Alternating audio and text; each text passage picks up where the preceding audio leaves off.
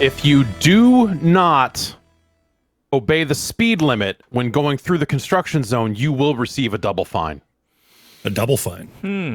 You will receive a double fine. You will get a copy of Psychonauts 2 in the mail. I see. If you speed through a construction zone. Do they actively have to be working through the construction zone, or it's just like all of it? It's Tim Schafer there with a jackhammer going brrr, brrr, brrr, like that. This is the Giant Bombcast. It's June. Strap the fuck in. E3 season, baby. There we go. Yes, it's E3 season. Whatever that means. Open season on games. That's right. Open season. Well, that was another one of the good achievement games for the Xbox, if I remember right. Oh yeah. A Disney movie? Is that what that was? I think so. Yeah. Disney-ish. I got the full 1,000 points, and it was during a heat wave, and that caused my Xbox to red ring. Oh, killer! Worth it though. Yeah, worth it. Worth getting those points and playing through all of open season.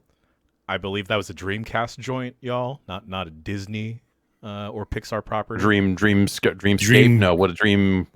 DreamWorks, not Dreamcast. Yes. Right? DreamWorks. I wish it was Dreamcast. Steven Spielberg joint pre-Boom Blocks.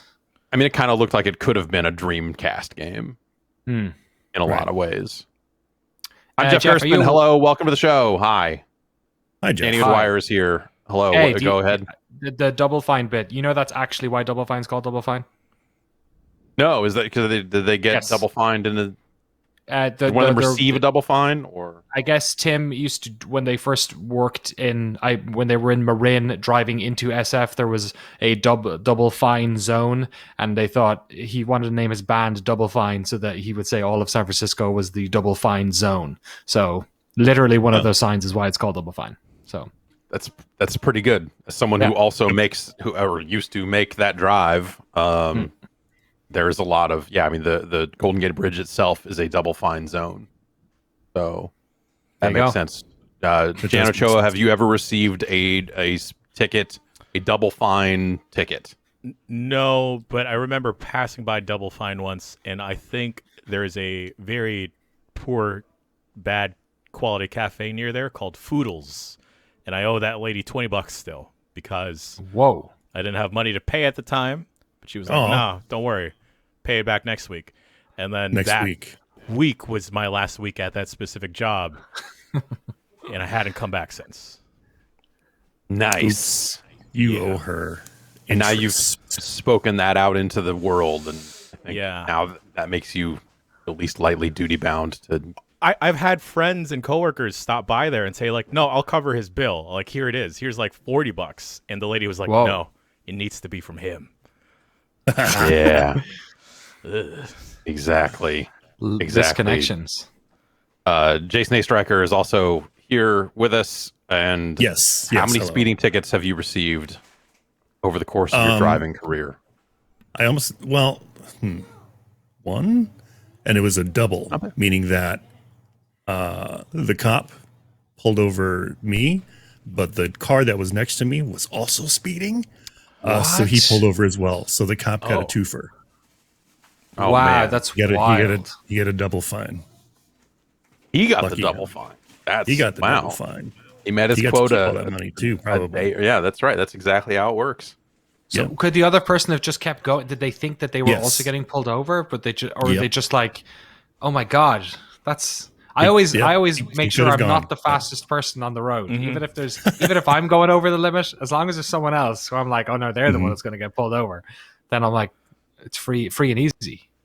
Yeah, I think both times I've been pulled over for speeding, it was both. The 3-ish times I've been pulled over for speeding, it has always been me doing some supremely dumb. It might be 4. It's been some supremely dumb shit. You just look at it and go like, oh. yeah, I really should have read the road a little bit with all these other people slowing down. Clearly they saw the cop and I didn't. There's a lot of them on like your that. drive home as well. I have it every time I've driven to Petaluma. There's always a cop hiding behind a thing, or it seems like they always get you there or something. Yeah, there's one or two. Are there a lot of speed traps there? There's one or two pretty regular speed traps on the freeway between here and San Francisco, and yeah, so you just kind of know where those spots are and just know what to do. But like, I think the most blatant one I got one on the Golden Gate Bridge that he didn't write up as a double fine. That he did. He was like, I'm just going to write this like you were over the bridge. And I was like, thank you. It was like one of the... That was kind of him. All right. You could just not write the ticket at all, but I guess we're past that point. But the most blatant one I got was coming out of Reno, driving to Idaho. And so we were like leaving Reno, and it's just like, fucking, there's just nothing out there except for a prison. And so we were relatively close to some kind of prison heading out of Reno, heading, north and whatever road it was. I don't know. Did they? And we got pulled over. They did not say. They did not. I thought they might, but I was going fucking fast. I was probably doing. He didn't. And, they did not write me up at the full speed, but they were more concerned over human trafficking. Like my wife was with me, and we were driving up to Idaho for a thing, and they asked her questions. She was not driving, but they were just like, and are you two married? What are you are you, ma'am? Are you like they? I guess that is a problem around that neck of the woods. So they were trying to make sure that I was not like holding her against her will or whatever, that I wasn't some cross-country Mac or something. I don't, whatever the fuck. And wow. And so, did they take your wife to jail? I thought they might, honestly, for a minute there. It was kind of, it was definitely the weirdest, like, traffic stop sort of situation I have been a part of. Did they check your trunk? Just like to make sure it wasn't a second wife? No, it was like no, it's like a hatchback kind of thing. So there's no trunk on it. So they probably could have seen in. But yeah, I don't know. Reno seemed hard a lot to hide wives nowadays. It's hard. Yeah, no. Secret families though, that's easy because they group up together. Yeah, they do. Definitely. They stay in one place, and then you're like, I'm over here, or sort of thing. So. Do we want to talk about why Jeff sounds a little bit like a robot this week? Oh, is it coming through? So just like a little skosh. Yeah. So I got some guys in here destroying the house. Decided it's just time to you're paying them to do that though. They're not just doing that. Yeah. No. We're getting a bathroom completely redone. And so today is the day they started, which means today is the day that they are doing the demo work of pulling out the old bathroom. And so they are going fucking crazy pulling this place apart. I keep hearing them say, like, I've never seen so much glue and stuff like that. So it sounds like it's going well. There's been a few instances of people like, what the hell? Like just confused by what they are seeing as they are pulling this bathroom that is probably from the 70s. Do you have another bathroom as a backup, or did they bring one? Yes. We have two. There's another bathroom that's a backup. Excellent. Yeah. Good. So I'm happy for you. Yeah. So the backup bathroom can be deployed. This bathroom was like, and also I could tell that it was long overdue of getting done by the way that, like, when the guy showed up to do the work and brought two people with him, he was like, check this out, and like stepped on the floor, said, step here. Oh, that's never good. Oh no, because of how much dry rot and stuff. Like yeah. So it was like put a foot through the floor at any moment kind of thing. Like for months, people, anyone who's seen it in a professional capacity has been like, yeah, don't use this shower anymore. But I have been using that shower and not the other shower for up until yesterday. and did not fall through the floor. We also, this is not to just shows what they know. Home improvement fucking hour. We're going to grunt for the next few minutes. The house, this house had about a 3-inch tilt on the floor from like corner to corner. And so it was the sort of thing that as you're looking at a house and thinking like, hey, we might move out of this house and might need to like have someone come in and want to buy this house. Someone came in and looked at us and said, well, you got to fix that or else you're only going to sell it to a contractor. And I'm like, okay. Right. So we got the last week, while we were out of town, someone came in and jacked up that corner of the house and leveled it out and stuff. So that's like this part of town. Every house is built on Adobe, and it all just shifts and like goes up and down all the time. Crashes constantly. Exactly. Yeah, no, the licensing is out of control on it. Yeah, and I guess the drought here has made it even worse. So everything is sagged even more, like all over the place. So a guy came in and jacked up a corner of the house, what's that look like? Were you here? Like you weren't in the house, presumably. Does it even matter if you're in the house? I guess like how much? No, it doesn't. Like nothing fell over. Like I have like rickety. So as as our daughter has gotten taller, I've had to move everything up and up and up. So the shelves have only gotten more cluttered and more precarious. And I was like, do I need to take all this stuff off because it's all gonna fall? And he's like, nah, it's fine. And turned out it was fine. But now all the doors that opened cleanly, that didn't open cleanly before, do, and the doors that used to open cleanly don't. So were they installed post tilt maybe, or they just settled better? It all shifts differently. So you'd get to a time of the year when like, the wood swells in this weather, and so the doors are going to close differently, but also the house sags and unsags and moves around. Like, so it's just like living on the slowest, dumbest quicksand imaginable, and it's a disaster. I don't know. Home ownership is I mean, it's a great deal in the grand scheme of things, I guess, but also compared to just paying rent to someone and all that other stuff. But boy, when you live here with hoodlum friends for a while and they do a number on a couple of rooms, and then also houses just kind of slowly, we are all falling apart day by day, and so are your homes. Houses they're made of stuff like wood, and concrete, which is like wood. Yeah, it's not great. Why? That's like we learned in Three Little Pigs that you should build the homes out of bricks at least. Mm-hmm.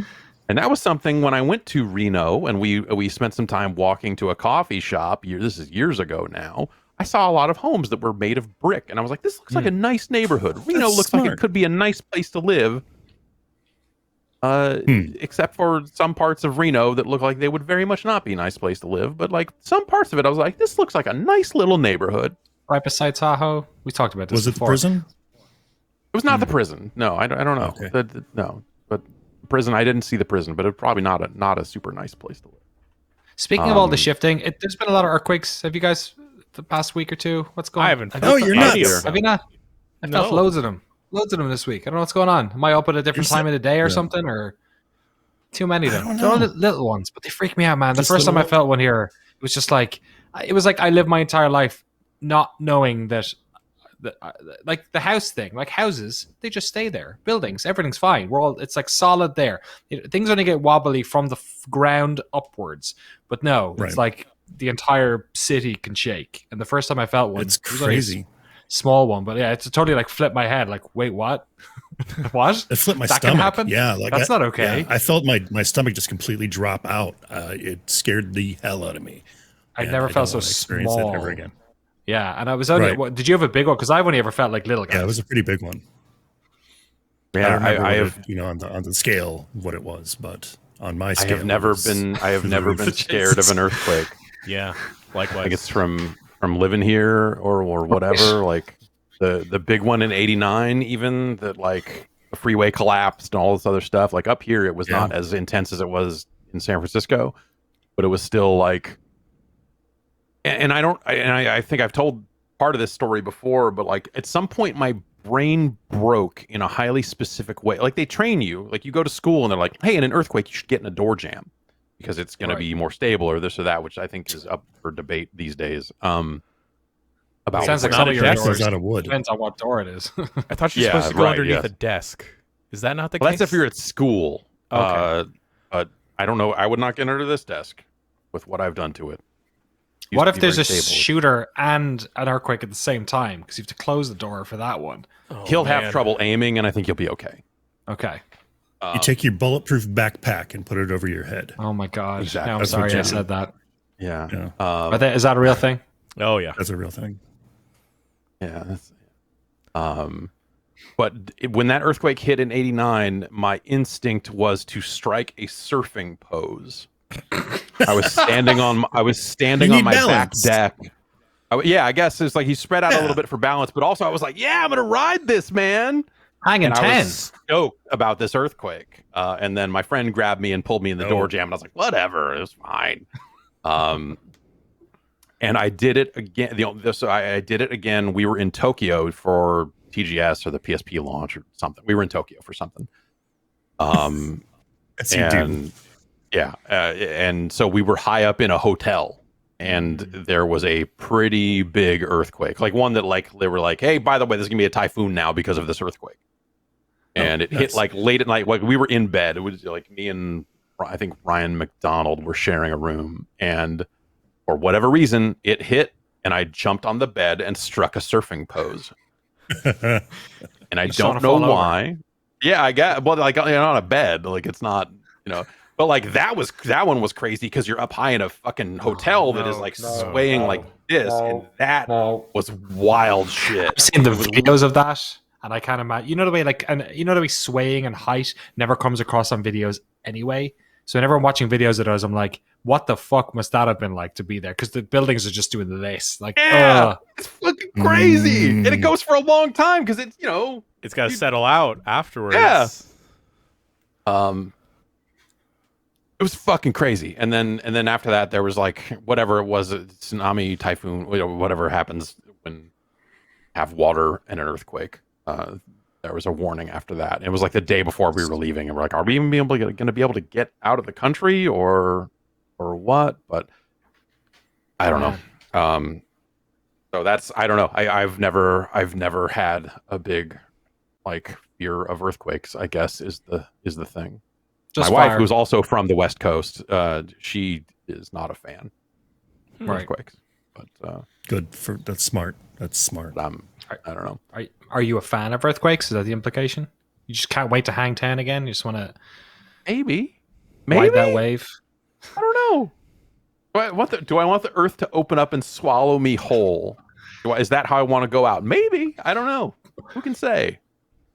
That doesn't sound fun. No, but I mean, if you got it, But if don't kink shame. Is it multiple holes or just the one? Hey, that's private. Oops. 2012, the movie seems to suggest multiple gaping holes for you to choose from. Select, pick one. Plenty to go around. Pick a hole. That's Jeff, a good choice. Before we inevitably talk about video games, can I ask you about the Del Taco? Yes. Is it still there? Yes, it is still there. I had to make a trip down south and back up, and stopped at the E3 Del Taco stop, and it was still there. The drive-through was closed. I was planning to there were like 1 billion people at that gas station getting gas when I made it to that part of the drive. And tapes about Jesus, presumably. Yeah, yes. And so I was like, well, I'm going to stop and go in because I have to go to the bathroom. And that was like, I am in the past 2 weeks of being vaccinated and all that other stuff, but it is still, the whole thing is super weird and unsettling. And so there were still like, okay, I got to put, seeing people. And so I was like, okay, I'm going to put on this mask and go in this gas station. And then went in there and used the bathroom and bought a couple of drinks, including this one, which I hadn't seen before. It's a NOS Turbo. Oh God, I was going to say, yeah, that looks like a NOS can. Turbo. Wow, they go faster. This is their 300 milligram variant that everyone's getting into now. I got a 240 bagger right yeah, here. see, 240 is cool, but like these 300s, these are all the rage. This is where it's going. You got to get these BCAAs, baby. And so I bought those, and then I looked at the Del Taco, and I was like, they're open, but I'm going to go through the drive-through because I don't want to eat. I don't want to like sit down. I don't want to sit inside. I don't want to, I want to kind of just imagine surviving a year and then getting COVID at a Del Taco. Ugh. Like, just yeah. seems... I mean, yeah, exactly. That's how I want to go. Yeah, I want to get something at a Del Taco. And so I had in my head like, oh, well, I'll figure out this gas situation and then go through the drive-through and then just get back on the road and have bad Del Taco on the road. And I got all that done and was ready to do that and saw that the drive-through was closed. I was like, no, man, of all times for it to be closed. I know. So I just gave up at that point. I was like, I'm not going to walk all the way back in there and get food. I just want to get back on the road and get home. So I just got back in the car and I have to make that drive again in a few weeks here once all this bathroom stuff is done anyway. So maybe I'll, have a better luck next time on that front. But yes, the Del Taco was still there. The truck stop was all still there. And it was just packed full of people. Beautiful. Life finds a way, man. Exactly. Weirdly terrifying. Speaking of weirdly terrifying, video games, am I right? Yes. Flashing images on our screen. We are told to interact with pleasure of all things. God. Sometimes. What pleasurable video game are we going to talk about first? Let's start with Biomutant. That came out last week. It seems like a few of us have played some chunk of that. Biomutant, I found it too. I think it looks really nice with it turned all the way up, and I'm playing on PC, and I was like, oh, you get this fur quality turned up, and everything's set to max, and just this lush, nice looking thing. I think some of the art is good, and the character creator was fun.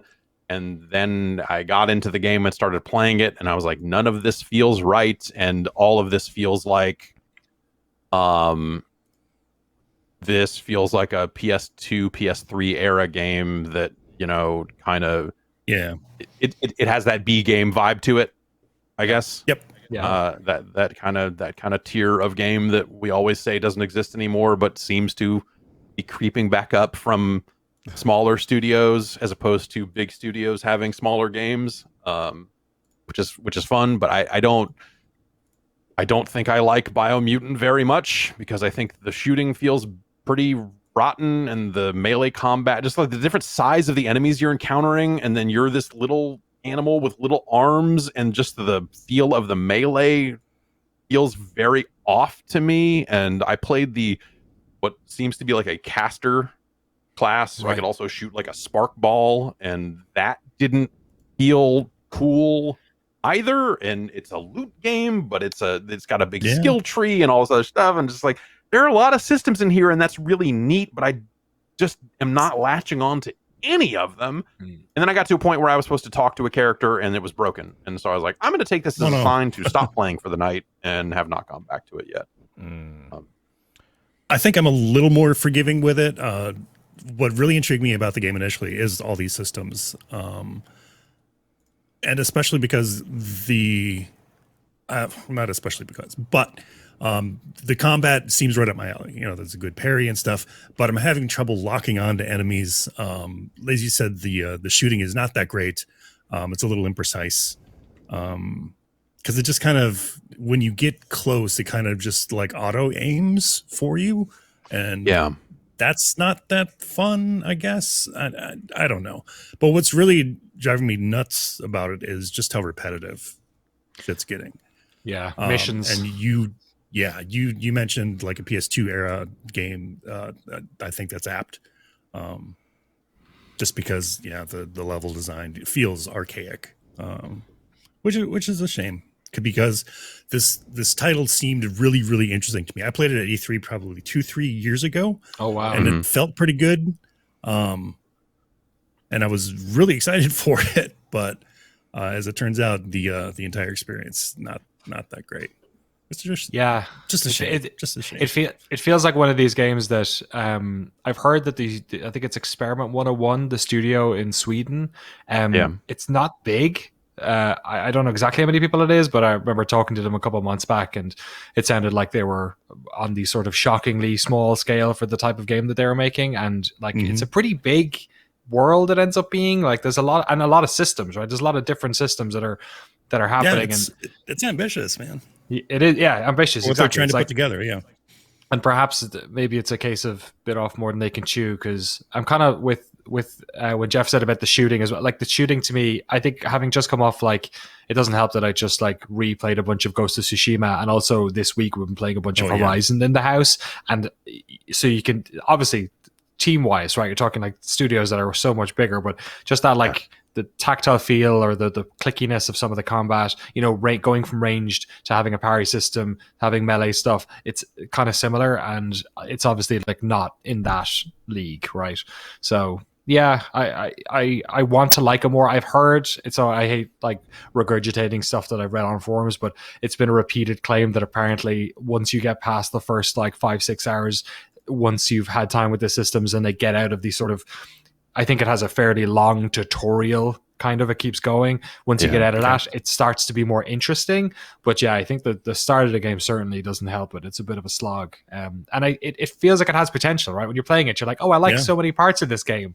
But then I'm the same as you guys. It's just, there's things about it that like, if it had a good combat system or like it clicked a little bit more, I'd almost forgive a lot of other things. But no one part really, like the story doesn't drag me forward, like the way the narration works. You kind of have a narrator basically speaking for everyone else. Like it's the narrator stuff was pretty rough right out of the gate for sure. Like I at first I was like, oh, that's an interesting approach, but I feel like a lot of that writing really kind of rubbed me the wrong way as well. Like there's some, it's a game full of neat ideas that I like so far has not pulled any of them off super well. But like there are things I like about it where it's like the first like melee ability I unlocked is basically like the Ninja Gaiden like Izuna drop like thing of like you launch a guy up in the air and then just but it's more automated because you're just kind of like hitting Y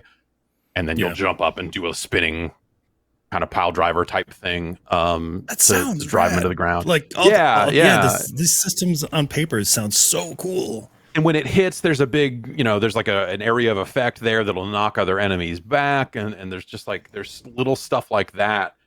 Also, it's full of like there is a word for this. It's not onomatopoeia, but like the comic book, like we are drawing sound effect words on screen, crack, bap, like all that sort of stuff. Like it does that. And then when you start doing moves, it'll like print out the name of that, like Unforgiving Fist or whatever the heck the name of that move is.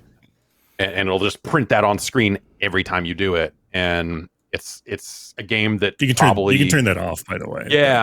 But it's a game that I think that stuff looks cool. There's just a little too much of it. It gives it a style, but when you're doing that move over and over again, especially early game when you haven't unlocked too much else, it's a bit much. So, like a little bit more restraint on some of that stuff would probably go a long way.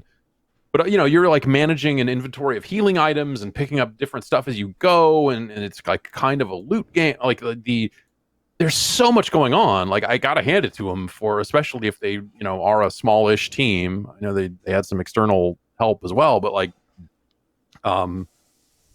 there's a lot of stuff in there. It Loads probably of weapons, just variety of weapons is crazy. It just seems like something that needed someone to kind of rein it all in and make all those systems matter, I guess. And whatever. I haven't finished the game, so maybe that whole skill tree and every part of it matters by the end of the game. But like, there's just it's just this disjointed thing of like, hey, there's a whole lot.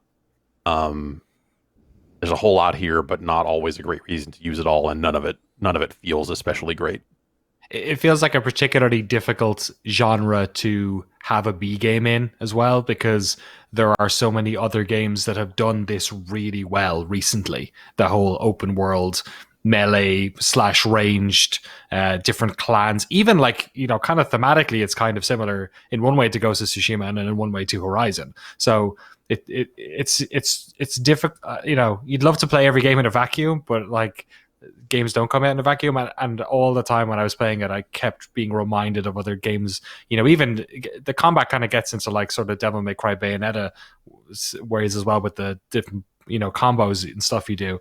And it's just, I kept thinking of other games where it was just that little bit, like that last 20% was just like a little bit tighter or a little bit more meaningful or a little bit better executed.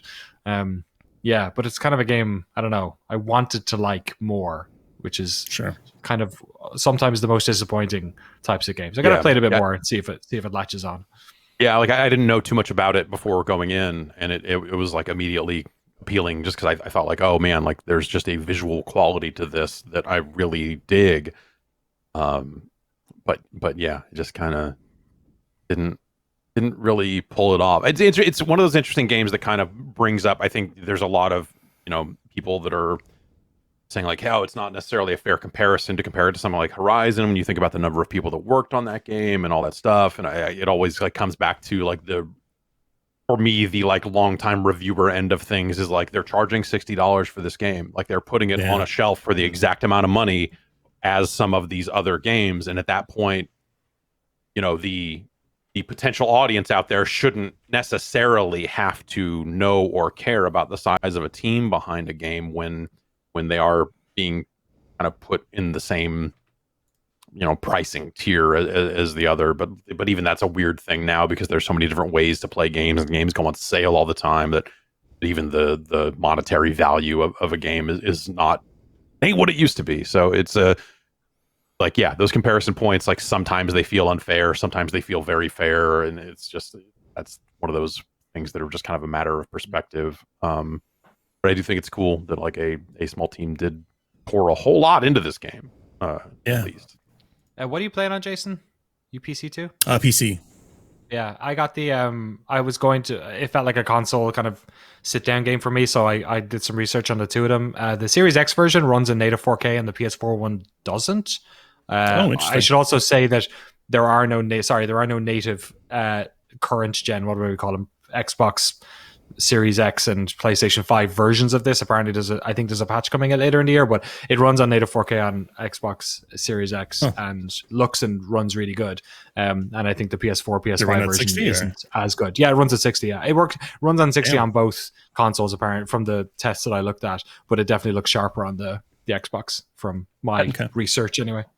That's one of those weird things that it just seems like Microsoft's approach to the upgrade path, or just like how those games can kind of cross-gen, can handle things, or what like Series X enhanced really means and stuff. It just seems like developers are just having a better time or an easier time of just like putting out that version of the game, whereas Sony seems so specific about what is a PS4 game and what is a PS5 game and how those things run, where like the benefits aren't always as easy to realize or something. Like there was some of that around launch with like Warzone, where like it seemed like they had put out something that like Call of Duty was aware if you were running it on a Series X, and they were able to do some things under the hood to have some improvements, whereas like Warzone on Sony platforms is like, this is a PS4 game.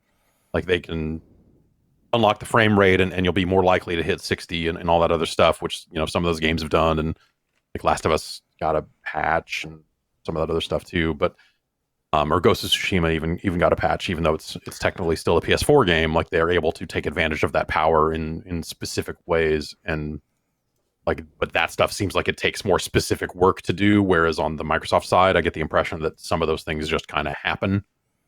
Whatever. Like nothing ever happens in game development. But yeah, the smart delivery stuff just seems like a little bit more freewheeling in a way that has benefited some of those multi-platform games to like some extent. It's weird.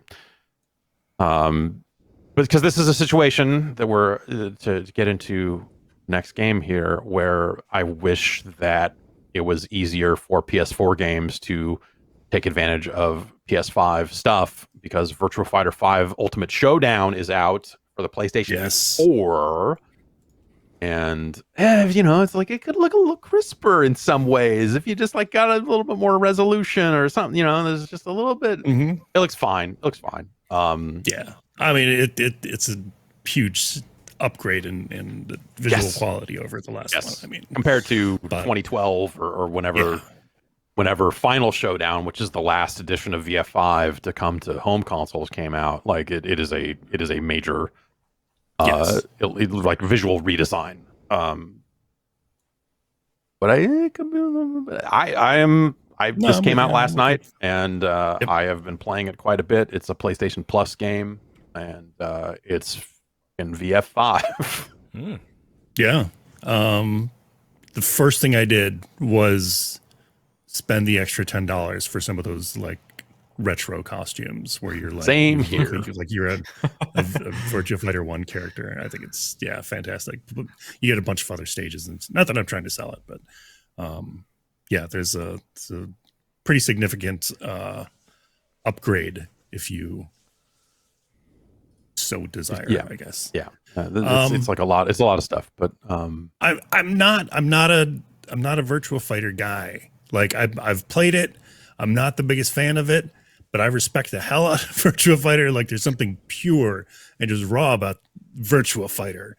And I just, I don't know how much of this I'm going to play, but what I have played, the online is pretty damn good. Awesome. For it not being a rollback. It is delay based, I guess. And it's not just me. Like Google data centers or something. I think people started picking apart. I saw people saying like almost like a situation. I think like it's not that it's streaming video, but like the way it's sending inputs through a relay server, right? Something, but sort of similar. It's not just me. Like everybody that I've been kind of not polling, but like what I've seen on Twitter from fighting game people, especially ones that are in love with Virtua Fighter, have been very, very happy with the netcode. And, we said that's the one thing that they got to get right if this is going to be successful. And it seems as though they've nailed it. I have had good experiences online as well. And it seems like that's very much going to be based on where in the world you are. I think that was part of, as people started breaking down where are the data centers, it was like, well, if you're Africa, there are none. Right. And so, certain parts of the world seem like they may have a terrible experience with this. I haven't seen any firsthand, or, I haven't seen any reports from other regions. They've said it's terrible or whatever, but like, I've had pretty good matches, so far with the online stuff. Still, I would love to see them kind of do better, and if they want to go to a rollback solution to make it more playable for more people in more parts of the world, I think that's just I would love to see them do that work. It sounds like that they are out there kind of listening to feedback. Whether they implement it or not, I don't actually know. It's kind of weird for a $20, $30 package that they kind of put out as a PS Plus thing, and it's like they put work into this, but it doesn't feel like a Virtua Fighter is back sort of situation. It's like, hey, it's been a long time since we did one of these. Wouldn't it be cool if we did this? And hopefully it leads to more Virtua Fighter. This could have been just a quick and dirty port, and it's not exactly. The OST is remixed and redone. There's new stages. There's new costumes and such. They did put work into the netcode. It's as lovingly a treatment, I guess, as you would hope for, I guess. Within like budget, within like what probably was the budget for this project, I bet. Like because I look at it and go like, well, it doesn't seem like, I don't think the quest mode is in there. Like there was always that like AI visit an arcade and fight AI characters and stuff like that in other in previous installments. There is a spot on the menu where seems like something is coming. Tournaments, or something. Oh, is that what it is? Tournaments? Okay. I think so. That's not as exciting as I thought it would, but Sorry. but yeah, I jumped into ranked and started just fighting people and getting some wins in and getting some losses in. This seems like a great time to play it while it's a PlayStation Plus game, because you've got a bunch of people that have no idea what they're doing. And that's great. So, but also I'm getting the shit beat out of me. Actually, you know what? I've had some pretty close fights. I've only had one matchup where a guy just completely worked me, and I was like, well, that's right. I'm not actually especially good at Virtua Fighter. I'm just enthusiastic about it. And yeah, so I feel like I will rise up the ranks to a certain point and then bump up against those players, and eventually those players will be the only ones left, and I will stop playing Virtua Fighter. But for now, it's awesome. What fighting game would you equate the system of Virtua Fighter most similar to? Because I don't think I've ever really taken an earnest look at the series. Okay, I don't think so. It's a 3-button fighter. You got punch, you got kick, you got guard, and every move is done with a certain combination of those. A lot of input, like movement inputs, like forward, back. Or like hold forward and punch, and then back and kick, and you'll get this specific combo. But there's nothing fantastical about it. There's no fireballs or anything. Oh, these are just people. Yep, these are just people based on real martial arts. This could actually happen. Virtua Fighter could be real, except for the teleporting ninjas. Anyway, don't worry about that. Or the ninja. Yeah, so it's kind of like Dead or Alive. Okay. Dead or Alive, if you go back to Dead or Alive 1, it actually ran on the Virtua Fighter, ran on the same or a similar engine. And so Dead or Alive kind of forked from BF off into this other weird territory. But there are still things about DOA. It's why they put a bunch of Virtua Fighter characters into Dead or Alive at one point, and it worked really well, because a lot of that stuff is already pretty similar in terms of systems and stuff like that. And I think Tekken comes up a lot just because Tekken 1 and Virtua Fighter 1 were kind of out around the same time.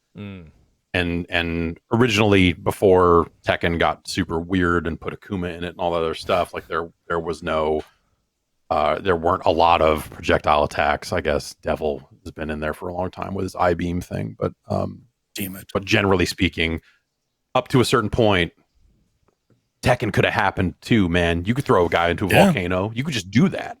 Yeah. If you were related to them.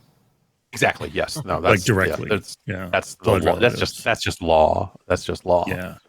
No, that's a different. Oh, sorry. You're right. You're right. But yeah, it's kind of like a more realistic, less jiggly DOA, I guess. Okay. There's a real weird backwards way to talk about it, but yeah, I didn't really much care for Virtua Fighter until 4 came out, and I think that was a lot of that was because I think 4 was a really good game, but also 4 came out while we were going to Japan a lot to cover trade shows, and so you would always hear about, oh my god, Virtua Fighter is so huge in Japan. They've got whole floors of arcades devoted to it and this and that. Yeah. And then going over there and seeing no, there's no bullshit. That's exactly what it is like. There are just the floor of the arcade where people are playing VF and chain smoking, and being able to engage with that was just awesome. Being able to kind of play it in kind of what is its purest, most native habitat was really rad, and to be able to occasionally win a fight here and there, and to be able to win occasionally, it was just oh shit, man, I'm winning Virtua Fighter matches in Japan. Nice, come at me, that's right. Not that actually means anything, but it was super fucking fun. And VF4 and VF5 were where I really kind of dialed into it, because I thought 3 was terrible. That was of the reviews I have written over my career, the Virtua Fighter 3 TB review that I wrote was one of the more anger-inducing. But I feel like I don't even think that review is online anymore, which is frustrating for a few different reasons. Cannot find it. Yeah. But that game was bad, and I think history proved me right with how 4 and 5 were, and how they were like, oh, this dodge button we've added to VF3 actually sucks. Oh, these weird, like, you're fighting on steps actually sucks. Like, VF3 is the Tekken 4 of Virtua Fighters. Okay. Oh, man. Fair. I think I liked Tekken 4. I think. Tekken 4 was where they tried to change it up with like how throws and like repositioning and walls and stuff worked, and they just did some really, like, they needed to change it up because they had perfected the existing system in Tekken 3, but I feel like all the changes they made in Tekken 4, I mean, they did not bring most of them into Tekken 5. Yeah. So it's same type deal. I was thinking of Tekken 5. Never mind. Okay. Tekken 5 is fantastic. Good. Yes. Dark Resurrection on PSP. Hell of a game. Damn. That PSP version of Tekken was really good. Yeah, it was. Who was the extra character that they had in that? Oh, no. I was thinking of Soul Calibur. Never mind. Yeah. Soul Calibur had that weird carnival-looking dude that they added for like the PSP version. Oh, it's fucking bad. Never mind. But all right. Yeah, Dark Resurrection was good. Yeah, solid game. Anyway, VF5 Ultimate Showdown's out there. You should check it out. And hopefully they'll keep making Virtua Fighter games. I would love to see Sega get back into that business. Yeah, there's like a Yu Suzuki quote from a little while ago. It was like kind of around the Shenmue 3 stuff, so it's kind of, I'm sure it's supremely out of date by now, but there was a kind of a like, you know, hey, I'm still kind of an external consultant for Sega and all this other stuff. And they asked him like, oh, would you ever do a Virtua Fighter? Well, you know, nothing really to talk about right now, kind of implying that maybe something could happen someday. And, you know, I don't know that means anything one way or the other, but I would buy love to that $10 upgrade pack. Right. Go out and buy your VF1 and we'll have costume. a Virtua Fighter 6. And 16-person lobbies in there. Yeah, that's cool. And it's got a good spectator. Yeah, right on the main menu, you can watch replays. It just like it's like Virtua Fighter TV, just right there. You can just hit L1 and full screen it too, and just like let Virtua Fighter fights happen all day long, which is just pretty rad. Especially with the maybe a little less so, rad. Like, yeah. Anyway. Maybe a little less rad or not. I don't know. I looked at this and it seemed like reactions have been mixed. Necromunda. First time I've heard it said out loud. Hired gun. The trailer said Necromunda, but what fun is that? Yep. Necromunda. Necromunda hired gun. This is a Warhammer 40K game. Oh, it is. Yeah. And all that shit is completely lost on me because I know nothing about that. And there's a lot of it at the start, at least. They're all like, yo, there's this faction and that, and you're like, oh, it kind of reminds me of Vermintide a bit, where you're like, oh, I'm stepping into a world. I don't quite know what's relevant or whatnot, but man, that world building comes back in spades because those levels look and are awesome. I don't know. I love the art design, I guess, or the production design or whatever. The levels are just bananas. There's a part at the start where you're getting lowered in an elevator and it's like there's some like Notre Dame ass looking cathedral, but you're underground. It's just looks super sharp, and the lighting and the graphics are really good too. Having it run well seems to be a problem for people. That was definitely a problem with me. When I first started playing it, I got about 20 minutes in, and I'd take off my headphones for whatever reason, and my PC was screaming. I've never heard it run this loud before. Even after a reboot, it was still trying to like cool off afterwards. But even in game, I'm getting micro stutters. As I'm like panning around and such. Like it'll actually, like it's loading in animations or some shit. I don't know what the hell it's trying to do, but it's stuttering. And that's a problem. I'm going to try it at lower settings and just see if that helps.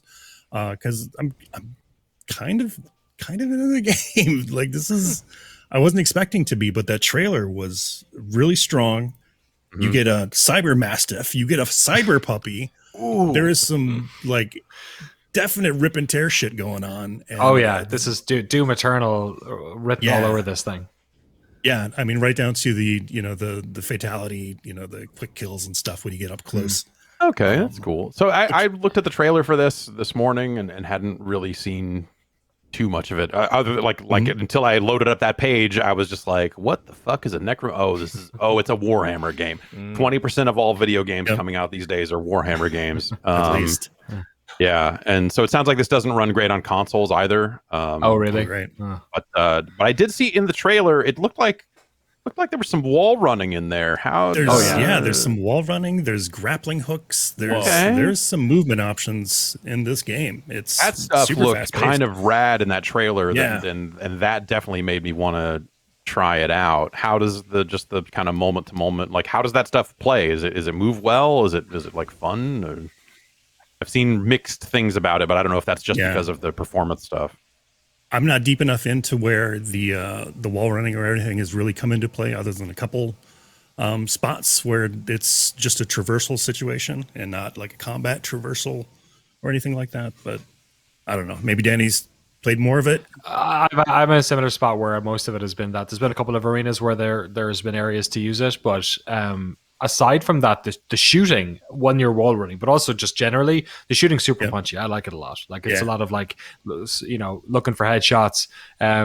The weapon wheel stuff works well. Even the deployment of med kits is kind of on there, and also like you get a bunch of I wish it would actually pause the gameplay when it would do that, because with as many guns as you're picking up, it's and because they're not in a specific spot every time. Like you can pick up 2 different handguns and they're in 2 different spots on the weapon wheel. I think. So it's kind of a loot thing. It's not necessarily like a Doom. Like now you've got the rail gun. Now you've got the No, there's loads of customization. Like I guess probably Warhammer-esque. There's loads of like you can get like different tokens to put on your character, which gives you different like stats or like luck or armor or any of those things. Yeah, exactly. For like picking up stuff. There's like a whole person in the hub world. So we should also say I think this is just like a straight up linear first person shooter, right? Like the story is a campaign that you play through, but there's a hub area you go back to that has a bunch of people to like talk to and upgrade.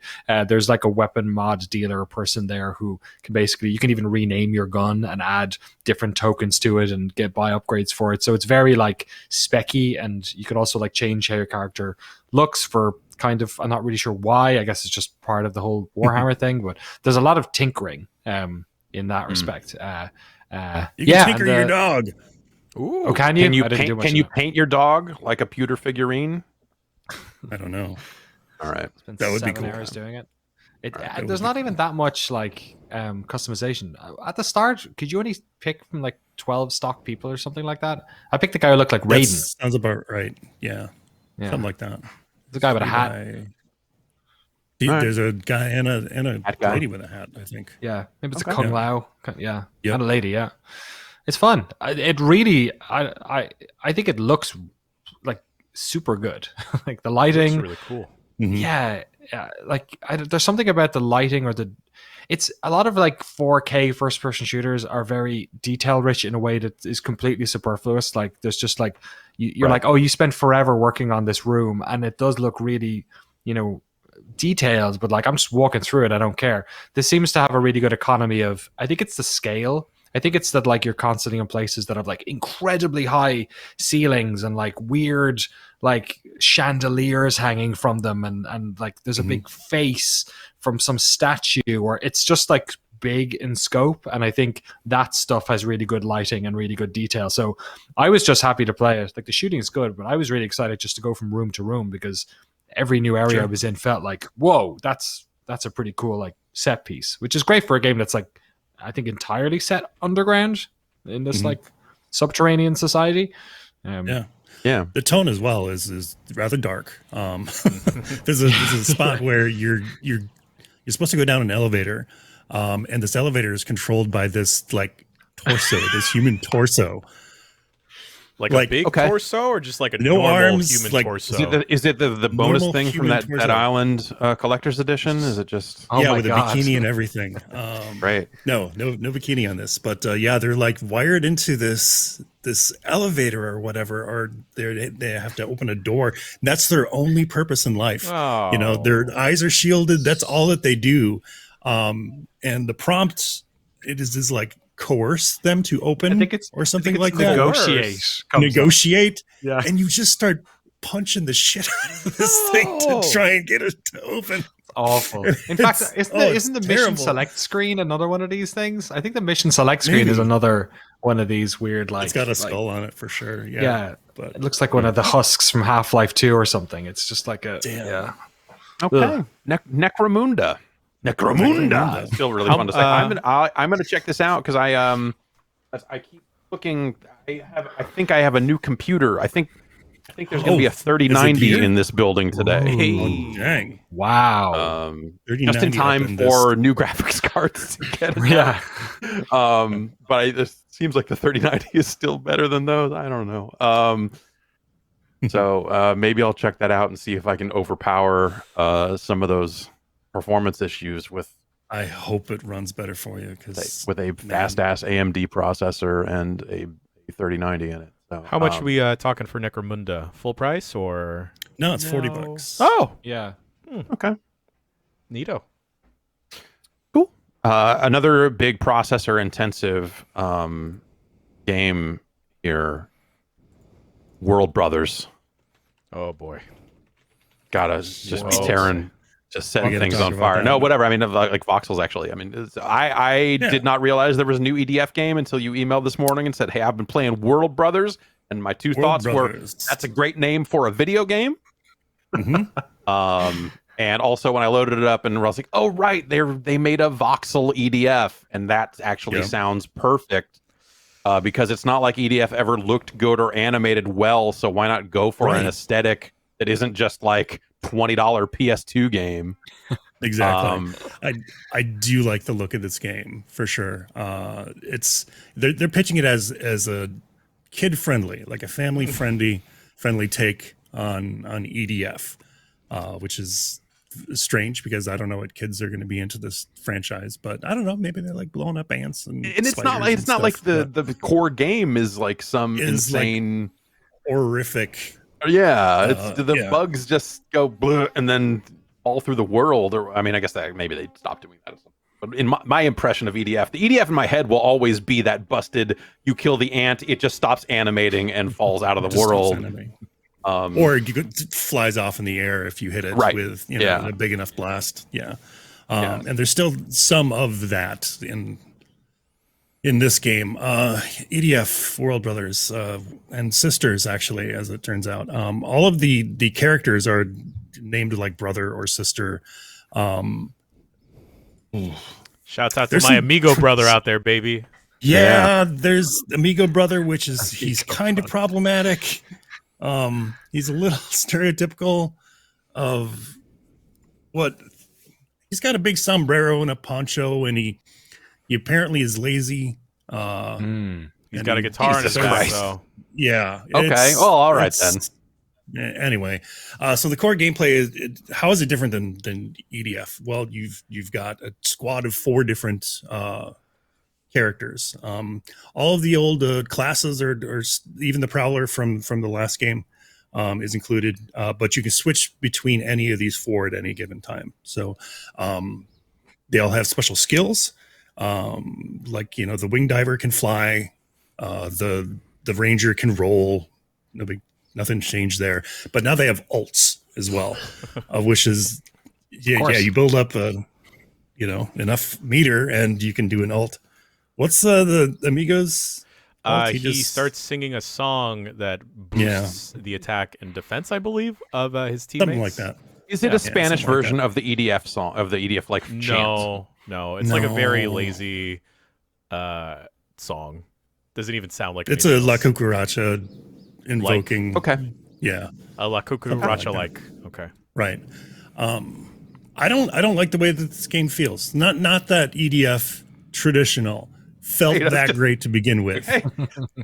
All right. But it was good, dumb fun. And you get the right kind of gun and you're just shooting rockets everywhere and they're all like homing missiles. That can be kind of appealing to some people. myself included. But I'm not getting that same kind of feeling in this game. What are you playing on? It's PS4, PS5. Okay, but it's a PS4 game, I believe. Yeah. All right. It's not feeling great. It looks okay. It's a weird, kid-friendly take on EDF. But you know, if you weren't into EDF to begin with, this is totally not going to change anything. But it's out there. I always feel like I want to keep trying EDF and the voxel approach. I like voxel games because I like it when stuff blows apart real cool. Right. This does not do that though. Does not do that. Thing. Well, then they're just if they exploded into some of the buildings do, I guess. Okay. But none of the enemies seem to like explode and like melt in those cube voxels or anything like that. That would be cool. That would be a neat effect. But alas. All right. EDF, well, let's. Why don't we take a break and we'll come back. We have a few more games to cover, but we'll take a break here. We'll come back, talk about the rest of the games, and then get into some news. How about that? Cool. Yes.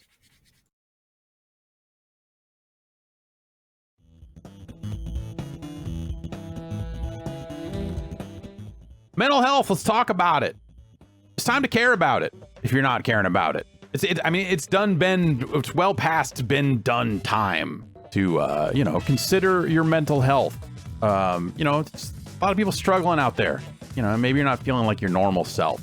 Therapy helps.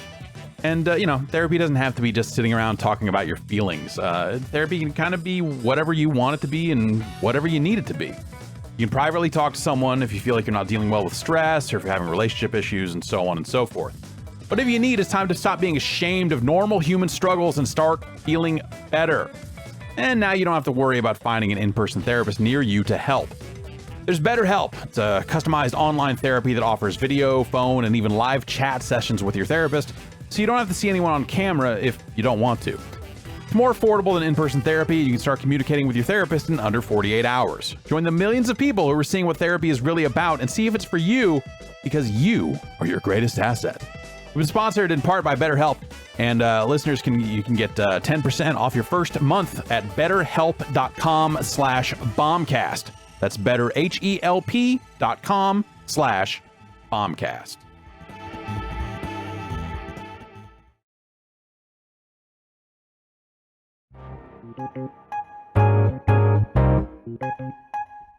This show is brought to you in part by the Hulu original series MODOK.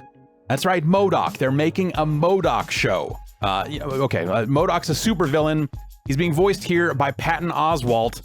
And, everyone knows MODOK. You know what MODOK is, right? Mental organism designed only for killing. Well, hey, for MODOK, the only thing harder than ruling the planet is running a family. Get ready to discover that not all villains are super. The show's got a deep cast. It's got Patton in there as MODOK, but you've also got Amy Garcia, Ben Schwartz. It's Sonic the Hedgehog, the movie Sonic the Hedgehog. It's BB-8 right there. Melissa Fumero, Wendy McClendon-Covey, Beck Bennett, John Daly, Sam Richardson, and celebrity cameos as some of your favorite Marvel heroes. Marvel's MODOK, all episodes now streaming only on Hulu.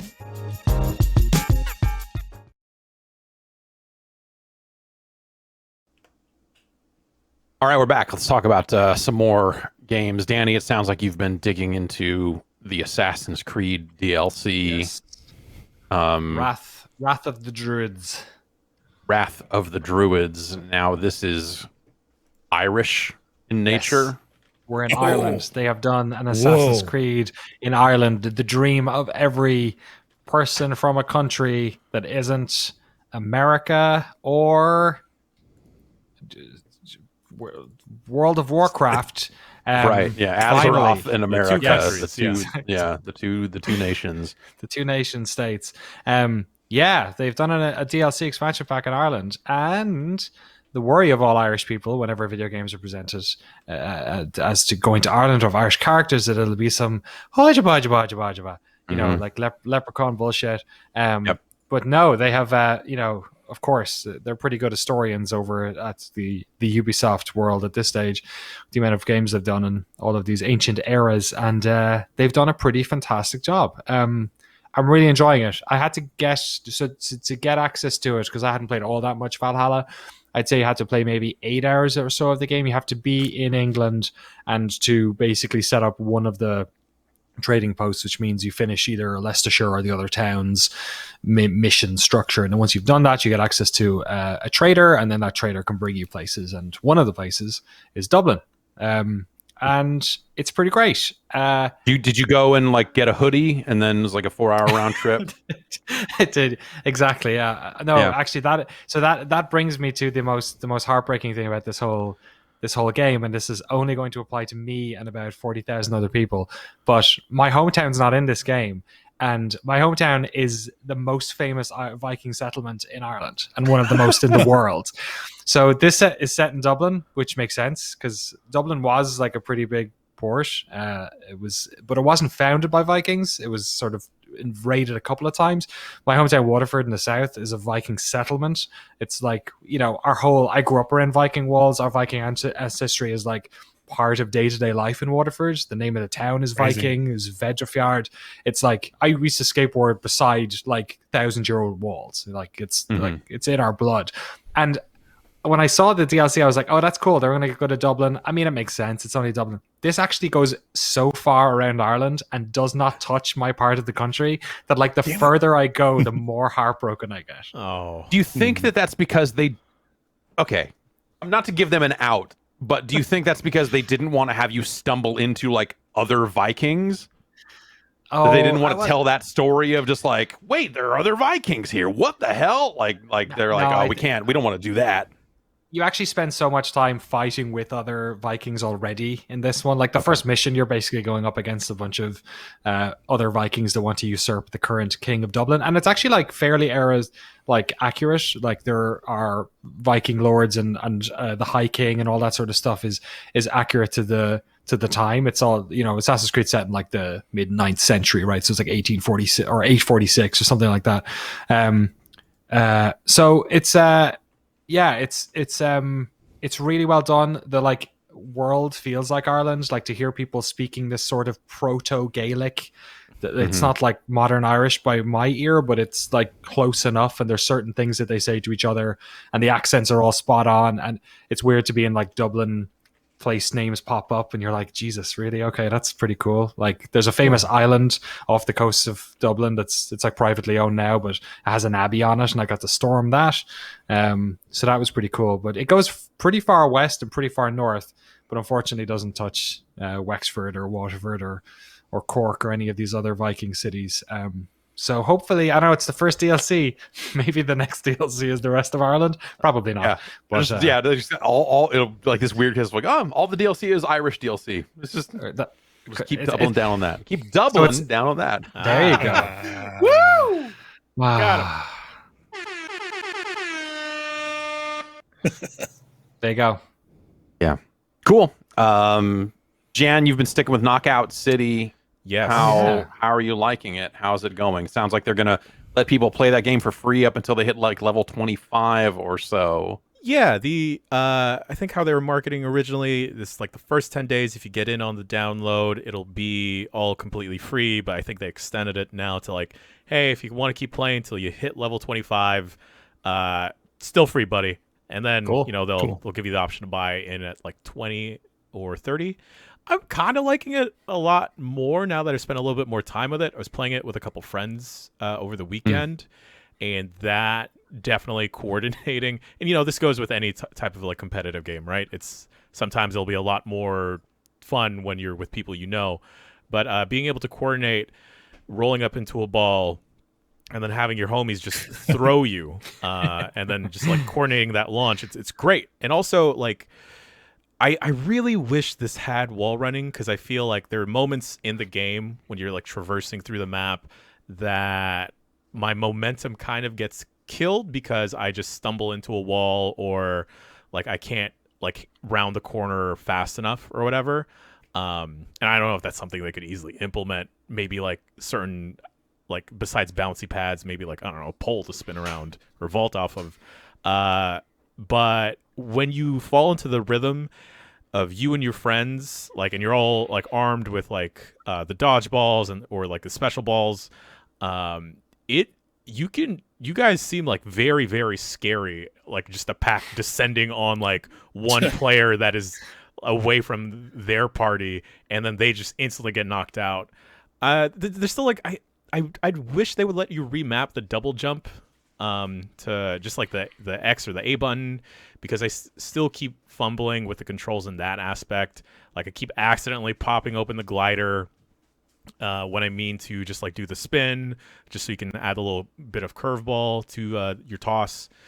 The other thing that I wound up like running into is that there are a lot of people that have spent a lot of time in this game, and I thought we were hot stuff, and then we went against a team, and then we immediately got demolished within like 2 minutes of the round, because these people, you know how we were playing, we were charging up our throws, right? Because you just want to throw fast and loose. These people were throwing them slowly, so it would throw off your timing to catch the ball. Off-speed pitches. Yeah.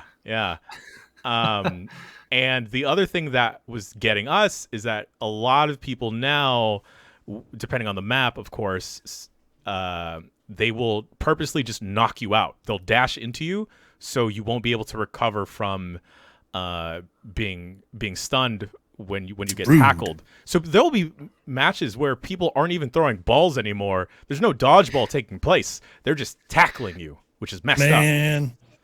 That is messed up. Yeah. I picked it up on the Switch. It's okay. You know, it runs fine enough. Fine.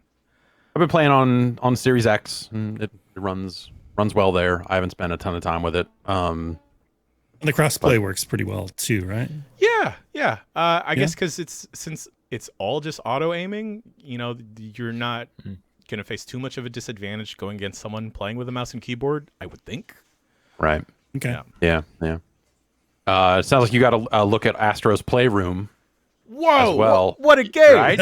Yeah. Right? Yeah. The Cooling Springs level was cool. Yeah. I went over to a buddy's place, and you know, I still haven't had like hands-on experience with the PS5 until then, and man, those people know how to make a game, huh?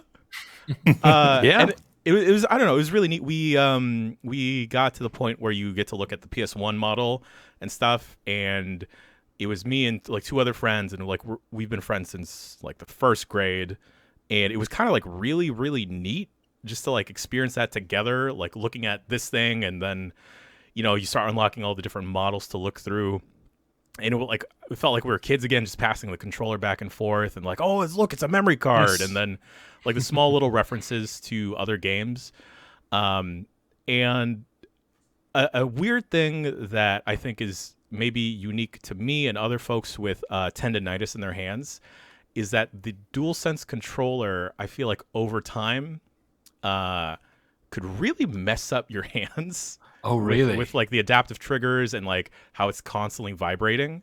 Like I felt fine afterwards, but I could imagine like if I was marathoning through Astro's Playroom or another game that maybe like a Returnal where you have to like mash down all the way to get that alt fire, I could really see it messing with my hands. But I enjoyed like what it added to the experience. But is that a thing you can turn off at all? You can? Yeah. Okay. Yeah, you can. Okay. That's and I think there's even a system level setting for it if I remember right. But there's definitely like games that will let you. So Call of Duty was kind of the big one there that I saw. People talking a lot about like just trigger fatigue because they add additional tension to the triggers just to in some ways it gives you a little bit more fine control over it's just the throw of the trigger and all that other stuff. And it's like cool at first, but if you're like the sort of person that's going to sit down for 8 hours or whatever and just play Call of Duty, it's a lot of resistance on those triggers that you're maybe not used to. And I definitely saw some people around the launch of that game saying like I had to turn it off because it was just too much, or even like I had to turn it off because my reaction times were slower because I had to pull through that stiff trigger to get my shots off. And in cases where you're like, if you're using like a single shot pistol or something like that where you have to pull the trigger over and over again, is like and you don't really want that. when it comes to just like a gameplay. Like that's a good realism thing, but not necessarily a great gameplay thing. But you can turn it all off. So, yeah, Returnal seems like kind of the Astro. I feel like Astro's Playroom because it was built for it, and then Returnal I think are probably the two best cases so far for like cool things that controller can do. Mm-hmm. And like that alt fire stuff in Returnal is really neat. But we covered it a bit. We did a little documentary on how Astro's Playroom came together, and that was the thing I didn't realize was that it was basically because they work with the tech department. So Astro's Playroom was like 5 or 6 or 7 or 8 of the mini games that they built for the DualSense that then got shown to all the other worldwide studios to be like, these are things you can do with this controller, maybe. So that's, they were super, super early on. And you can kind of sense it, like, because they did, it's like with the Wii Mote, right? Remember, like, when Wii Sports came out and they're like, oh, those were the best use cases for that thing. Right. And they're like, oh, here are things you can do with this controller. And like, hey, if you haven't started development on one of these games yet, then go grab a copy of this and you'll see if you get any ideas. Like Astro's definitely has that vibe to it of like not polished up tech demos makes it sound smaller than it is, but like every area or every little different vehicle sequence definitely has its like, here's a cool thing you can do with a controller. You can roll the ball, you can, shoot the rockets and make it rumble, and all other stuff. And it's such a good showcase for what that controller can do. It's such a cool game. Yeah. Some say it's the best game to come out last year. Now playing it, I could see it. I was also getting kind of emotional playing through it. It was weird. Yes. Yeah. That's I definitely had that moment or two playing through that thing of like a lot of those consoles, especially the launches of those consoles, like there's just a time and a place with all of that stuff. And the way they do the music at the end of each section, it's each that's the part that did it the best. Ooh. Like when you come down that slide or whatever, and you're dumped into this area and be like, by the way, here's the PlayStation 2 stuff, or here's the PS3 ribbon in the sky and all that other stuff. It's very cool. It's very powerful, very powerful. And they got the dinosaur in there. Right at the end. Yeah. I thought it was going to be Polygon Man. I thought you would get to that thing and be Polygon Man, but they already burned their Polygon Man card in PlayStation All Stars Battle. Oh, right. Is that Battle Royale? Is that actually the name of that game? PlayStation All Stars Battle Royale? Battle Royale, yeah. Yeah, their Smash Brothers. They're not Smash Brothers thing. Polygon Man showed up there, so they played that card too early. Could have put him in a better game. But what are you going to do? It's not too late. Yeah.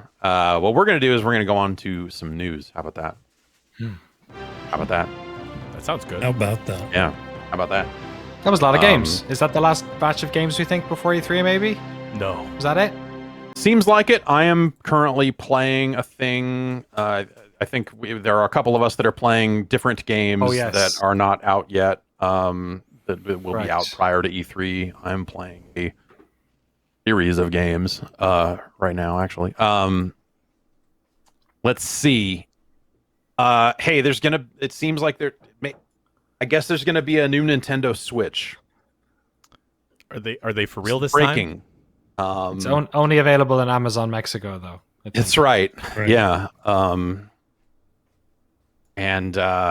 So there's been a new batch of leaks and kind of the leaker type folks on Twitter kind of like getting together and claiming a lot of this stuff is imminent. Bloomberg also kind of reaffirmed its earlier reporting that it's likely to be priced higher than the original Switch, and you have some of those leaks kind of claiming that it'll be around $399 or that it will be actually $399. Wow.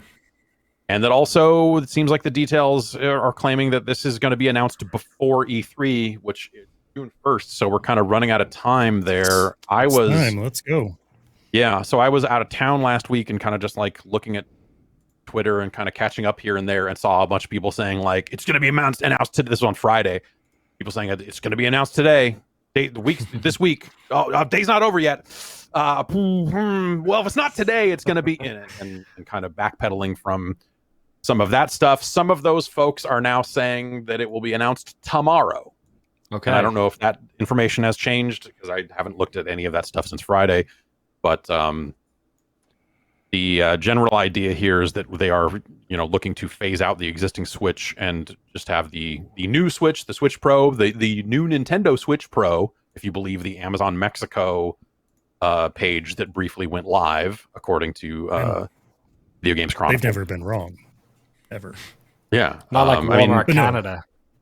Exactly. Yeah. But they'll be keeping the Canada Switch Lite as well, correct? Yes, exactly. Yes. So they moved to they still have two Switches on the market. One is the Pro and one is the Switch Lite is kind of how that sort of stuff will potentially pan out. I have heard so many different things about this thing, from like, hey, these leaks are not at all accurate, but that doesn't mean there isn't something in the works, to this and that, and that it's hard for me to know where this stuff nets out. A Spanish site known as Vandal apparently claimed that the Switch Pro dock will have two USB 3 ports on it and an Ethernet port, which will eliminate some of the excuses for some of those Wi-Fi Smash players going into tournaments and then complaining that Wi-Fi is just as good as wired internet. Bro, let me compete. And that the console will have a full flap on it instead of just a kickstand. I guess they took Bakalar's feedback to heart there on the kickstand finally. And which is sort of like some of Microsoft's like Surface tablets and stuff like that have had like a flap that goes across the whole back of it. I got a flap. So flappy tablet. Yeah, a nice tablet. Flaplet. Same rumors about the screen, like 4K 4K, OLED or 4K OLED screen, 7-inch screen, whatever it is. Like a lot of those details have not changed. And then in a dock, it'll do 4K,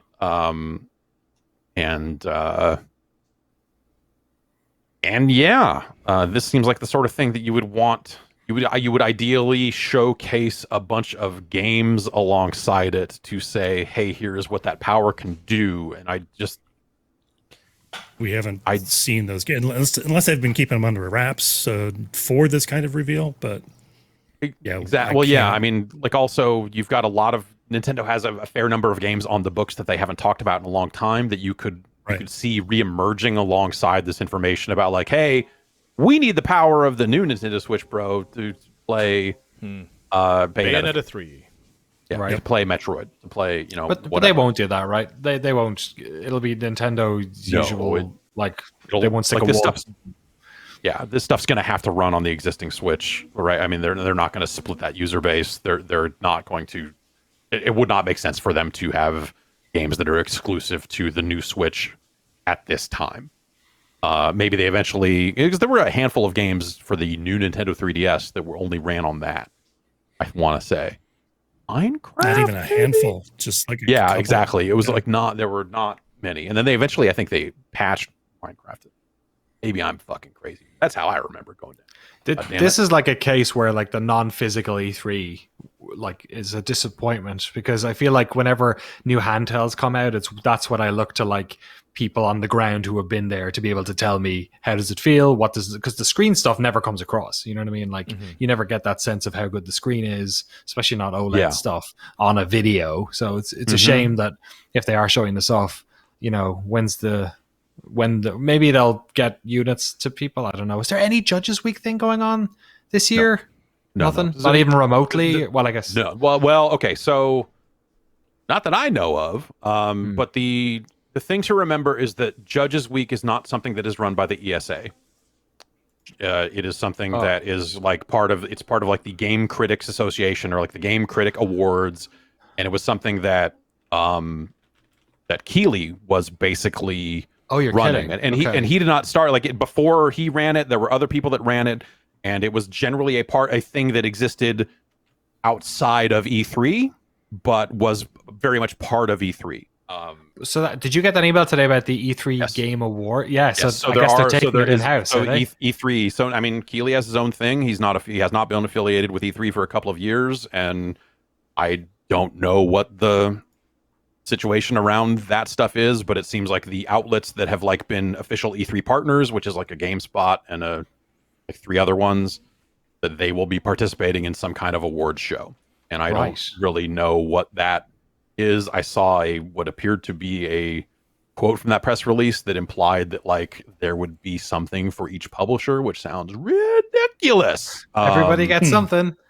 And so I need to go read that thing in more detail. But yeah, so the whole Judges Week thing was timed to happen alongside E3 and obviously was a part of the overall E3 experience, but was not necessarily something that was run or managed by the ESA. That's something that like game journalists have put together in the past, and then like most recently, Keighley has been kind of the steward of that process. So there was talk last year for a brief period of time about like, oh, we might, in the early days of the pandemic, there was like, hey, would you be open to doing something if it was possible? And I was like, no.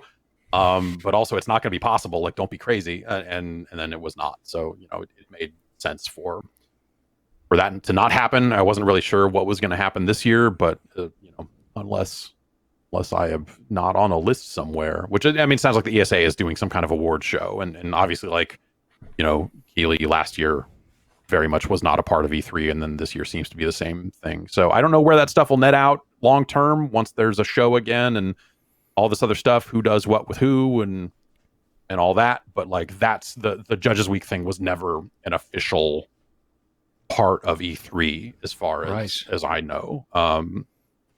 So yeah, they did announce some kind of separate award show that like 4 outlets are a part of, and I'm like, this the official E3 2021 weird. Awards show, which is on Tuesday, June 15th. So sort of like a GDC slap bang. They have their awards show it's right like in the last.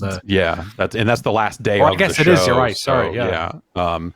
So that sounds like something that is like, a lot of outlets will go around with their stickers or whatever and would slap them on booths and say like, you're a finalist. And then on the end of the last day of the show, they would cram together some kind of outlet specific award show. This sounds like something that is a multi-outlet version of that, which sounds all right, I guess.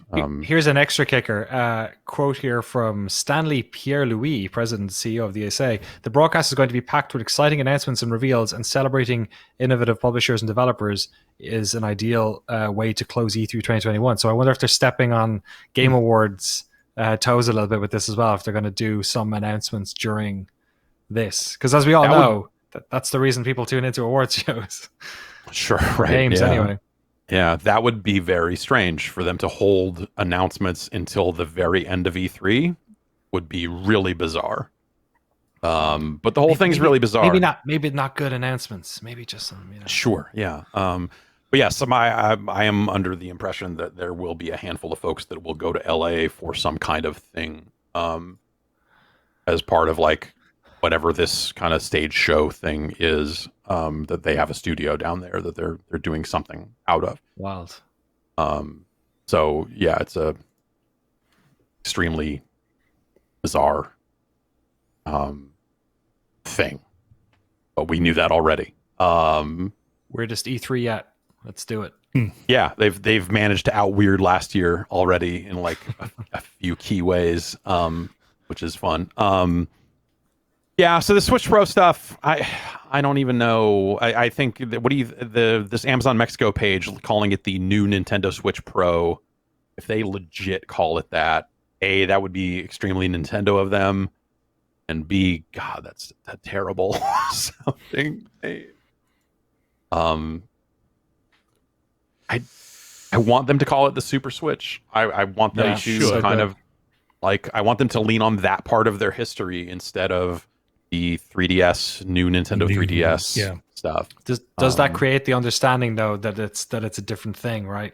Because then it's an NES. That's fair. Thing. That's fair because that was a big jump in generations. So maybe I guess that actually is a decent argument for why you wouldn't do that. But I just think the new branding is just not great. It's so perfunctory. It's like the other end of the plus that we are just everything is plus now. Sorry, did Waypoint just launch Waypoint? Yes, Waypoint Plus, Discovery Plus. Sorry, Austin. And I think Waypoint Plus is a cool thing. I think if for like a subscription service, I think like that is a cool word to throw on there. I think that makes sense in a way that the point plus or something. There's like alliteration or something there. It feels good. It's got a good Waypoint Plus definitely rolls off the tongue really well. So kudos to them for getting into that name. For not calling it the new Waypoint Pro. Yes, exactly. Yes, Waypoint Pro. God, that'd be terrible. Or Waypoint Complete. They could have gone the GameSpot Complete route. Oh yeah. And then IGN had IGN Insider. Do they still have a thing? I don't know if they have a thing. Did they close that? Might have. Well, at some point they were leaning on like games as part of it. It was like if you sign up because they went and bought Humble. Oh, that's bundle, right. Oh god, I totally forgot about that. Yeah. Speaking of Nintendo Switches, how about Valve, huh? Yeah, what about them? How about Valve?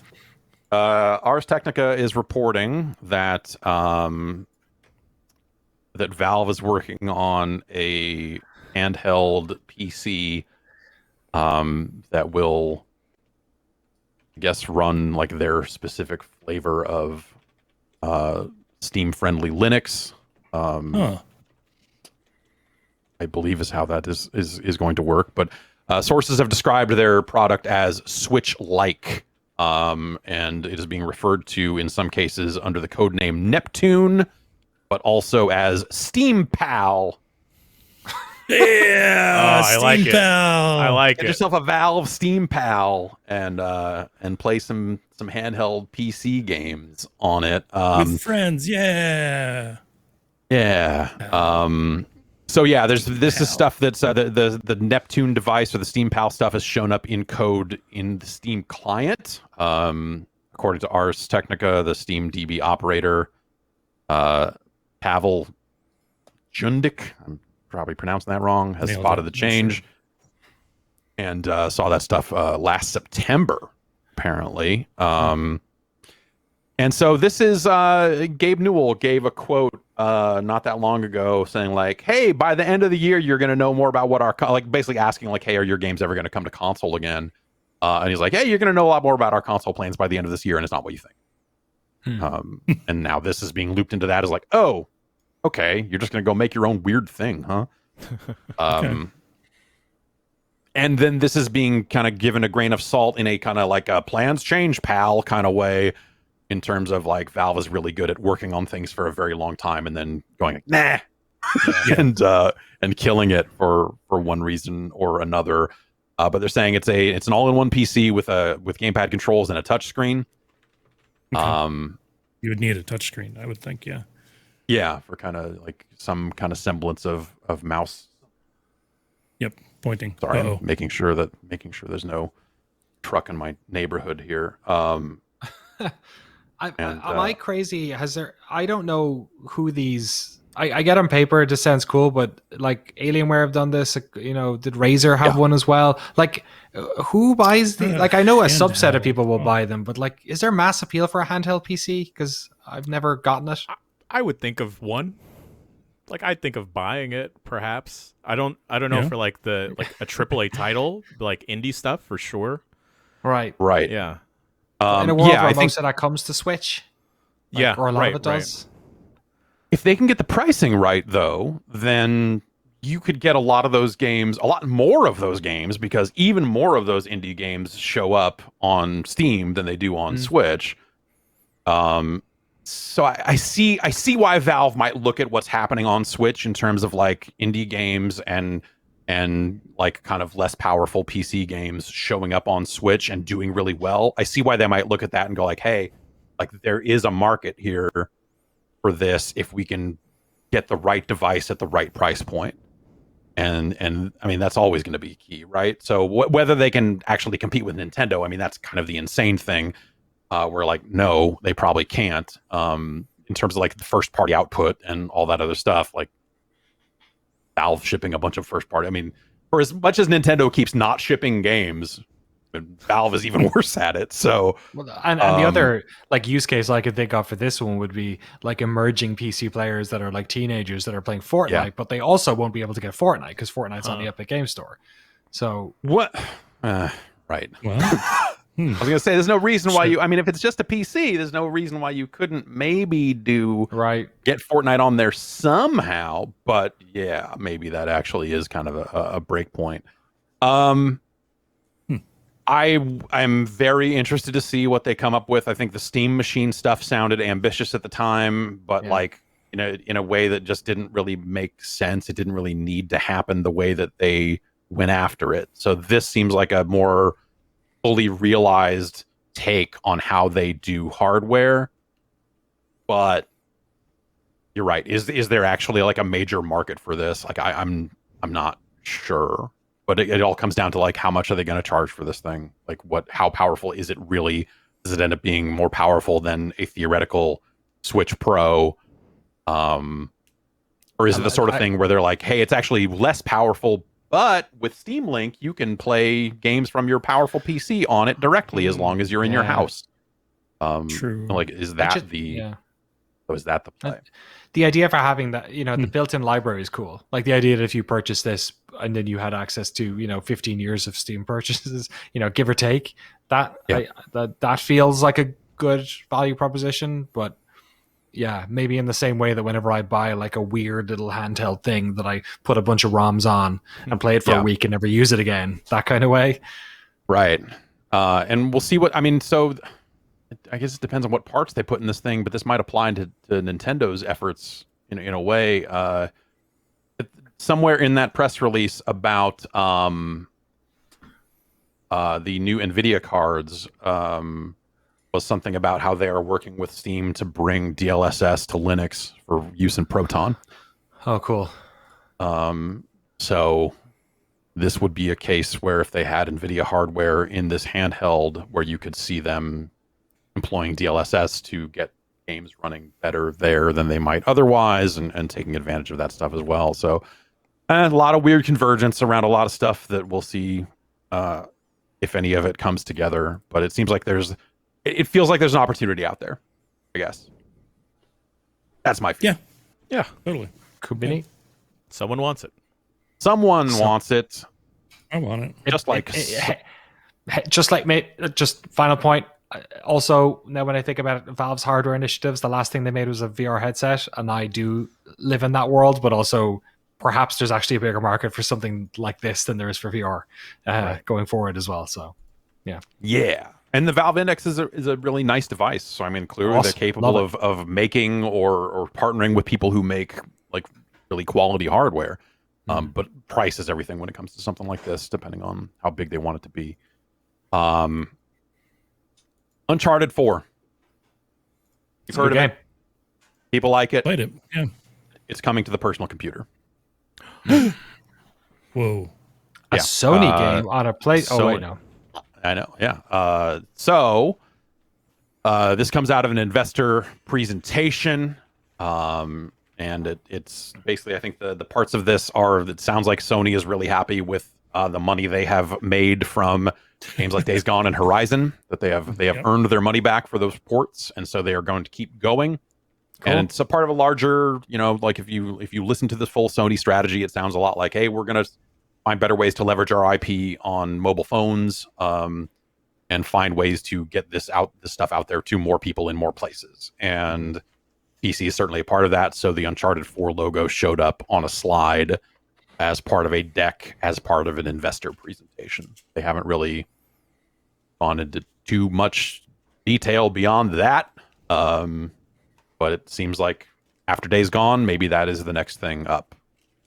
Yeah. Interesting. And those little details is really what I'm most interested in, I guess.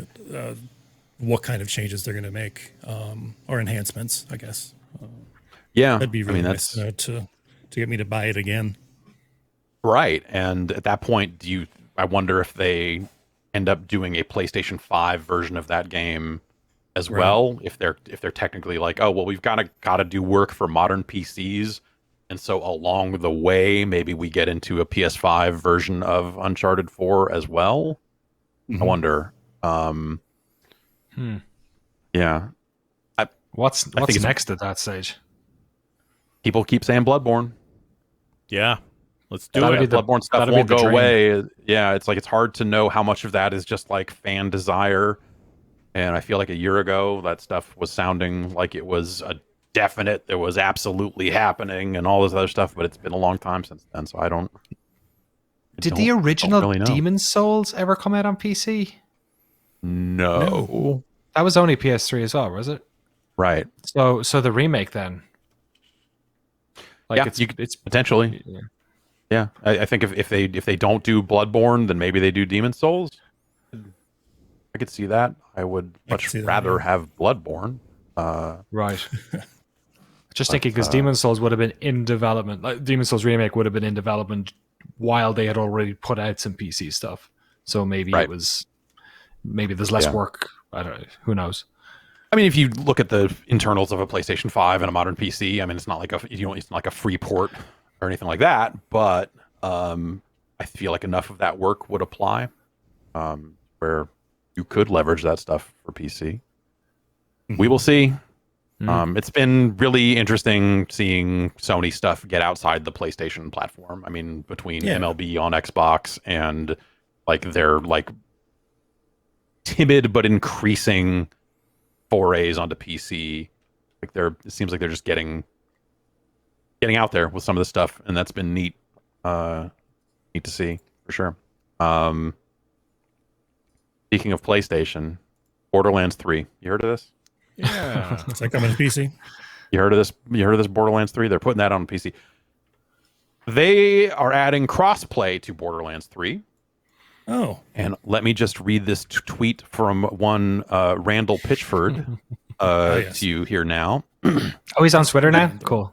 Yeah, he's on Twitter. He's I imagine he's still tweeting from Budapest, where they are filming the Borderlands movie. Is he in it? I hope so. Oh, he's probably going to be in it. I mean, he's got to be. Yeah, I would hope that you would put him in there, and he would be dressed up as his favorite Battleborn character or something like that. Going to be the mushroom guy, huh? Like double cameo or something. Somebody drops the USB and he picks it up and hands it to them. Looks at the camera. It's like, don't lose this, and that just like a nice sleight of hand trick. And it's like magic. It's full of porn. Yeah, it's full of porn. No, just like Claptrap. And then Janina picks it up and goes, ugh. Jamie Lee Curtis is there. Here's the tweet. Good news or bad news first? Good news. An update for Borderlands 3 has been prepared for release that includes full crossplay support across all platforms. Bad news. For certification, we have been required by the publisher to remove crossplay support for PlayStation consoles.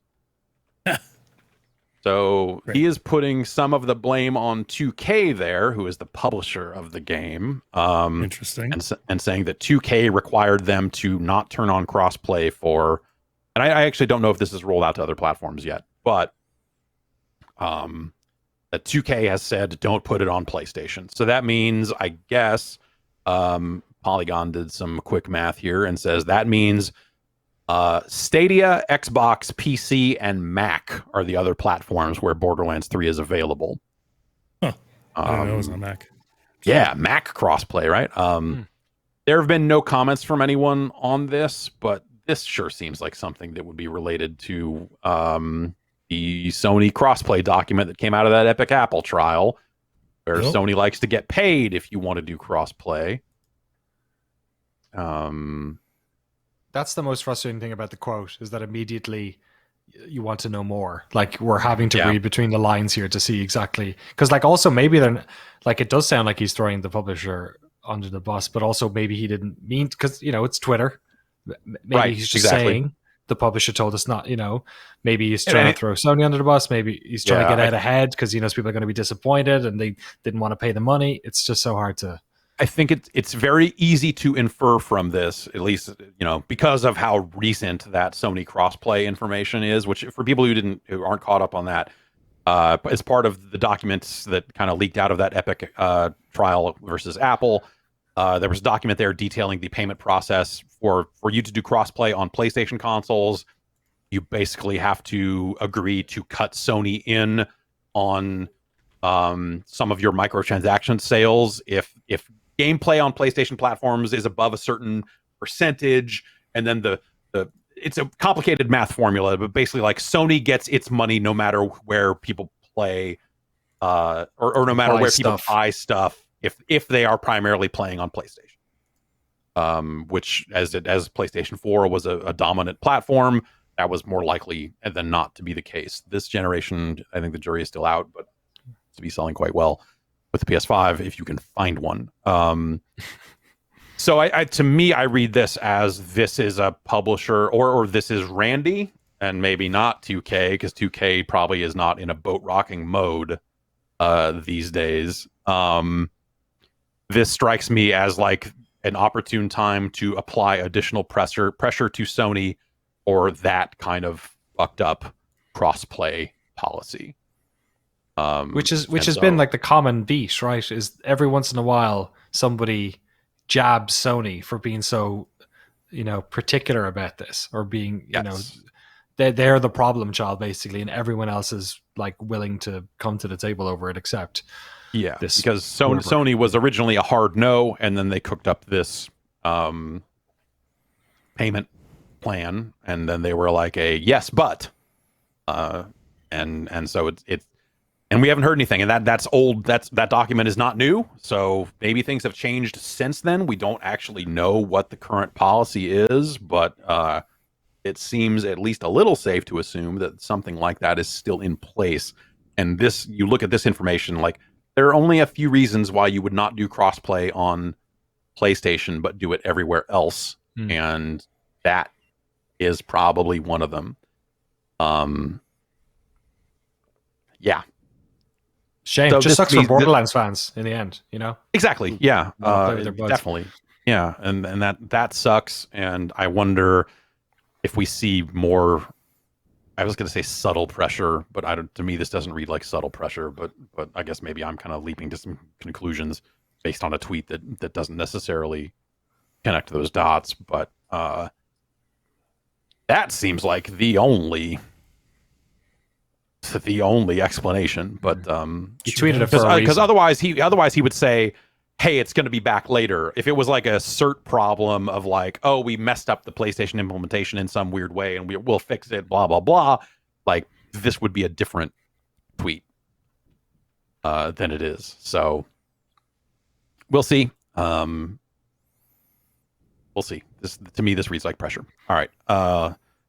Let's move on. We got a couple of quick hits here about delays and announcements and some other stuff like that. Axiom Verge 2 has been delayed. It is now due out on Switch and PC between July and September, which is wide. Not that wide. Take your time, Tom. Yeah. And I feel like I forget that Axiom Verge 2 is coming because I just want it to just come out and I want to check out what it is. It sounds very exciting, but then the trailers look quite a bit different from the first game, and I loved that first game, so I want to see where that thing goes. 2 Point Campus. Yes. Leaky. Seems like it popped up on a Microsoft store. This is the possible sequel, or no, I shouldn't say sequel, but the next game from 2 Point Studios, creators of 2 Point Hospital, the theme hospital alike. Seems like a good fit, right? Building a college campus. Yeah, like building some buildings, building some classrooms, hiring up some staff. This page showed up on the Microsoft Store briefly and then got yanked. Which it doesn't show up on a retail store with screenshots unless it's actually happening. So, yes, I think that's a very natural, but like it's a direction I don't think has been pursued yet. Yeah, I can't think of it. You get a theme hospital, you get a 2 Point hospital. But I'm trying to think, has anyone done... There's been zoos, movie theaters with the movies, which a lot of those same guys made, actually. A lot of the 2 Point Studios guys, they're all ex-Bullfrogs, or a lot of them are. So, But yeah, I can't think of a campus. They had a photograph of what looked like a sort of a jester, or like a, what do you call it with the two horses when you run at each other with the poles? Jousting. Yeah, which apparently is night school. Oh, I hate that. I hate that. Yeah. I hate that. That's good. That's good. That's good, and I hate it. Yeah. So a lot of that.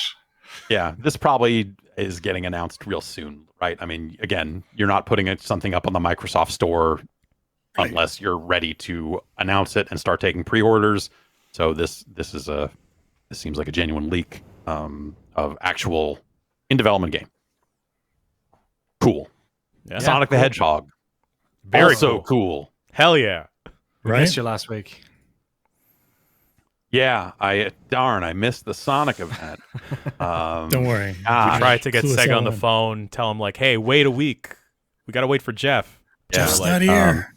We got to go fast. To me, the Sonic the Hedgehog events centered around Sonic the Hedgehog will never top that fucking Fever Dream Comic-Con thing they did, where there was a concert with all the people in cosplay attending it, watching Crush 40 do those songs, and then there was a bunch of like pizza rolls because they were a sponsor, so it was just like Sonic with a bunch of like every shot of a human had no chili dogs. Chili dogs, pizza rolls, and there's a shot in there that is just Sonic staring backstage, staring into like a makeup mirror, like dressing room mirror, hands on the counter, like very much end of Boogie Nights, like he is about to fucking whip his dick out and say, "I'm a star, I'm a big bright shining star," and then go out there and get to work, and it's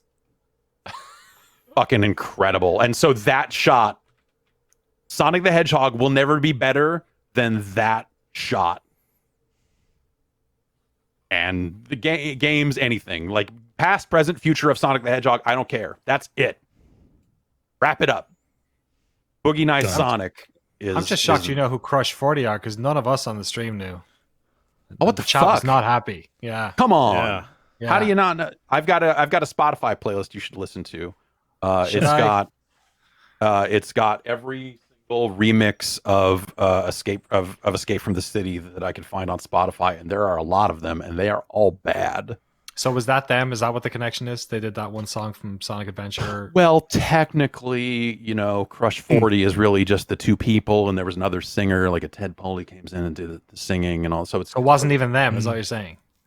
It is and it isn't. It's complicated. Do they play it at live sets? That's the most important thing. I think so. Okay. I think so. That's fine. Sonic Origins coming out in 2022. This will be the classic era Sonic games, back when you thought maybe this thing was still going to be good, but they're including some of the bad Sonics in here as well. Oops. This is Sonic 2, I guess Sonic 3, Sonic and Knuckles, and Sonic CD. Yeah. I assume that you'll be able to do the lock-on Sonic and Knuckles stuff with this, because you would want Sonic 3 and Knuckles, and I guess maybe you would want Sonic 2 and Knuckles. I forget where it just becomes like more of the bonus games or whatever. Not a lot of detail there in terms of platforms, but presumably that could come out damn near anywhere. Not a fan of Sonic CD, is what I'm hearing. I love Sonic CD. It's not a great game, but I love Sonic CD. Because of the ridiculous, because of the intro and the US soundtrack. I love the Sonic Boom song. Like, people are like, "Oh, the Japanese soundtrack's the better one," and like, yeah, fine, okay, yes, but Sonic Boom. And Sonic 1 and Sonic 2 were good games in their day, but I feel like every time I go back to them now, I'm just like, why did anyone care about any of this stuff? It doesn't. I have drifted further and further. Like, I used to be the guy that was like, well, Sonic used to be good, and now I'm like, I loved it. Actually, I don't know that. It was rad. That's why. It was cool. It was fast. Blast. It was the 90s. We didn't know any Mario. Better. Yeah, exactly. You're like, this slow ass plumber blast processing makes this motherfucker is fast. Yeah. I was an only child. Sonic was like my brother. Wow. Who is Tails then? My other brother. What about Knuckles? Okay. From another Knuckles mother. was like your cool neighbor or your older cool cousin. Okay, yeah. Is he like the wacky neighbor? Is he like bursting through the door and then like a laugh track is played whenever Knuckles shows up? That's Big the Cat. Okay, fair enough. Knuckles Sonic is Colors. the guy who talks over the top of the garden. Yeah, exactly. Yeah, all you see is just like the start of the dreads and yeah. Okay, other game here, Sonic Colors Ultimate. This is a remaster re-release of Sonic Colors, which was generally well received. I even remember thinking, hey, this is maybe the best Sonic game in years. It's a low bar, but hey, congratulations. So cool that they are re-releasing this. This is coming to Switch, PS4, PC, and Xbox One on September 7th. Some other information here. Lost Judgment, which is the new Judgment, is going to have Sonic the Fighters in it, which is one of the greatest fighting games ever made. Which is one of the greatest fighting games ever made. Proven with science. Yes, and so it's great that Virtua Fighter 5 is out now because you get a chance to like get used to some of those systems that Sonic the Fighters still uses. So you can kind of get used to the combo Lovingly system and adopted. that stuff. Yes, lovingly, very lovingly. Also, one of the best named games of all time. Yes, absolutely. They didn't bother localizing that name. They're just like Sonic the Fighter. Fine. Sonic Team is working on a new Sonic game. They showed a brief teaser of that, and that'll be out next year for everything: PS5, PS4, Series X, Xbox One, Switch, and PC. Still no idea what Sonic that is. running. Hey, fucking stop me if you've heard this Sonic teaser trailer treatment before. It's Sonic. You see his feet. He's going fast. Right. And then like one lightly mysterious thing happens that make you go like, huh. And in this case, it was like an alien rune of some kind. And you're like, all right, whatever. Sonic's going to Ireland. Oh man, hopefully. Yeah. Well, my hometown's actually really famous for fast hedgehogs. So Sonic the Hedgehog. Yeah. fucking better get down there. There you go. And then the best news of this is that they always announce some merch collaborations as a part of these Sonic streams. We got some Dookie rope chains coming from your friends at King Ice with, kind of like jewel encrusted Sonic themed pendants. They showed 4 of these. They showed Sonic. They showed Tails. They showed Knuckles. And Shadow. Fucking Shadow. Not big. Because, if you want something edgy like Eggman. a fucking rope chain with a Sonic pendant, you're the type of person who's like, I want a Shadow one, though. He had the guns. You're probably right. Yeah. They're the right 4 characters to pick, honestly. Yeah. You're going to make a Robotnik one? Like, probably not. Maybe. Yeah. Metal Sonic? Anyway, Metal Sonic. Metal Sonic. No, I don't think they announced any pricing on this, but King Ice does make a lot of collaborative jewelry like this. So if you want one, they sell an Xbox logo pendant, Like OG Xbox logo. like the 360 era, I guess. Okay. But it is a bulbous, yes, a circular, yes. And they sell that from anywhere from $90 to $140, depending on what size of Xbox logo you want. They have like a Run DMC licensed boombox chain and stuff like that, using something they call VVS Diamond Simulate, which I believe are lab-grown diamonds. I'm positive. So fake diamonds. Well, lab-grown diamonds are not as fake as cubic zirconia. It's not quite a CZ situation. Like these are, they try to play them off like they're fake because the diamond industry is the diamond industry, and they want to control supply. Are these conflict-free, or is there fights happening at the lab? They're lab-grown. Depends Hopefully, on your feelings on labs, I guess. Yeah, Okay. I guess. I believe that's what it is. Yes, someone in chat points out they also sell the Death Row Records logo on a chain. If you want to live Death Row, you could do that. And so it's looking at these, they're not like, it doesn't look like there's some like, here's $5,000 Sonic chain or whatever. These are in fact your middle of the mall ass chain. Yeah. Okay. They have a iced Reptar necklace for $150.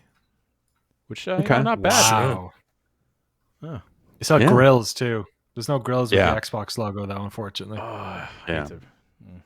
But yes, lab-grown diamonds are grown in a lab, and so they don't have to be mined, and so they're not subject to the same weird supply control that real diamonds are. And obviously, that's a whole.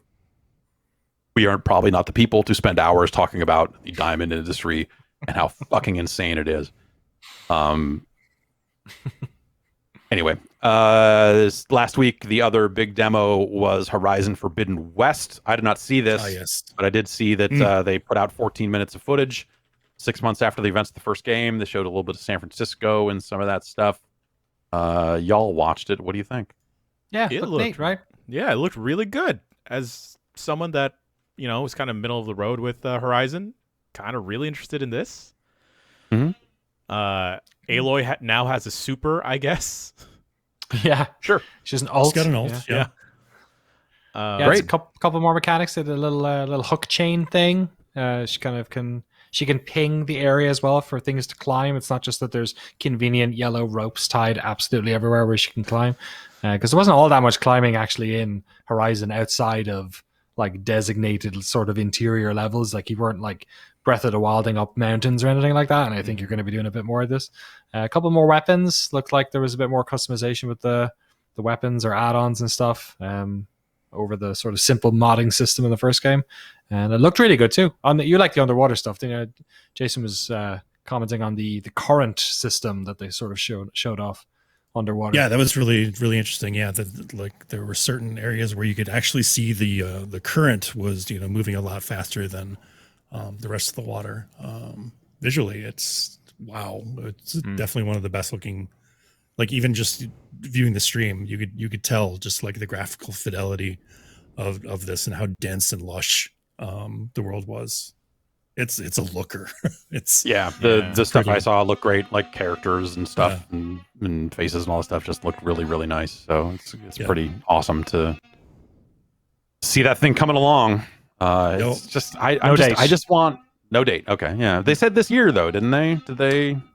Did they say they did not give a date? Okay, did not give it. Okay. Previously they said this year, but I don't think they did during this thing. Yeah. Oh, interesting. That's the reality in which we live, I guess. But see how that ends up going. I'm just excited to see more games running on these consoles and looking good and all that stuff. Like we keep having these stories about like we talked about it earlier with oh god, I gotta scroll back up here. Necromunda not running great on consoles and stuff. And I think they are drilling in this home. It's great. It sounds like somebody's tuning a violin really badly. That's kind of what it sounds like here too, but you're getting it filtered through. Yeah, they are putting in work, tearing this bathroom apart. I apologize. I just want to see more games for these consoles. It's just been so weird. And it's been unlike any other generation where there's so many like games, like PS4 games still coming out, and the number of those that I'm still actively playing and enjoying and stuff. Like it feels like a new generation soft launch into it and stuff. So the more exciting uses we see for the new technology, all this newfangled technology, I can't wait for more of that stuff to start coming along and coming out and stuff like that. Another game that'll be coming out on every platform, Dying Light 2. They gave this a new date and lightly renamed it to Dying Light 2 Stay Human. Stay Human, Jeff. Never. No, I'm sorry. That's too human. Just put the microchips in. Can I get super eyes that reflect the light like a cat? Can I get like Lupus Yonder Boy eyes? I just want cyber eyes. I want to see color. I want to see computer stuff. Can I fix my color blindness? Did you get your COVID vaccine? I did. Yeah. Oh, you're on your way. That should do it. Great. Yeah. Okay. Yeah. I just want more of that. December 7th. The game had been delayed. We'll see about that. Well, I mean, but they had delayed it indefinitely, right? So yeah, you're right that we'll see about that. But I feel like they had already delayed it indefinitely and gave themselves as wide a berth as they probably needed. So to come back around and be like, no, December 7th, I would hope that they are at least being reasonable about their timelines there. It's just like last chance saloon date, though, isn't it? Like it's either December 7th or it's Q1 not. 2022. Yeah, exactly, or it's March. Yeah, yeah. And this will come out to PS5, PS4, PC, Xbox One, and Series X. So that game seemed very ambitious last time they were showing it off or last time I saw it in any kind of detail. But obviously a lot has happened since then. So yeah, it's weird. It almost feels less ambitious now, maybe because they had that big push. That was like E3 2019 then, I guess, when they showed it off all that stuff. And obviously the writing stuff has changed, but like a lot of what they talked about now, for whatever reason, doesn't. Maybe it's just because I've known about it for 2 years, or maybe because games have come along a bit more. Even the graphics are like, they don't look as crazy bleeding edge as it did when it was first shown. So, maybe that's just a rubber hitting the road on that thing, or maybe it's just this is what happens when you've got long development times and we know about the game for so long. But hopefully they stick the landing, you know. Maybe there's some aspect of it where they had to reel bits of it in. I mean, what they did announce did sound very ambitious in a way that you look at it and go like, well, that sounds cool. I don't know how much they'll pull it off. But maybe they have kind of right-sized the scope of that thing in a way that will be people complaining about puddles someday. I don't know. Looks neat though. Yeah, it does. Absolutely. Game of the Year's out next week. What game's that?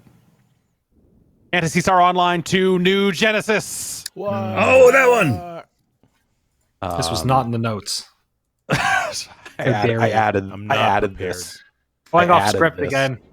Yeah. So yeah, this is coming out next week. We talked a little bit about that closed beta, about that hot CBT that I know everyone loves. They're rolling it out all over. Yeah, exactly. They're rolling that out on the 9th. I am excited to get into that thing for real and kind of see what it is. It seemed promising, but also controversial in the way they have made changes to combat and stuff like that. So you heard it. Sega is putting out a new Genesis next week. And so this is a weird one where in some ways it feels like this is them. Because remember, like the Japanese version's been running for a long time. It still only recently came out in the US, and they were kind of separated in a lot of ways. All of this is coming out worldwide at the same time, but I don't know that means that it's all one server with full-on crossplay. And also the regional releases are very strange. Well, maybe not that strange, but okay. In North America, it will be coming to Xbox and PC. In Japan, it will be coming to PC, PlayStation 4, and the Switch via a cloud version, which is they did that for PSO2. The original PSO2 came out on PS4 and Vita. And also there was a version for Switch. There was a cloud-based version of the game.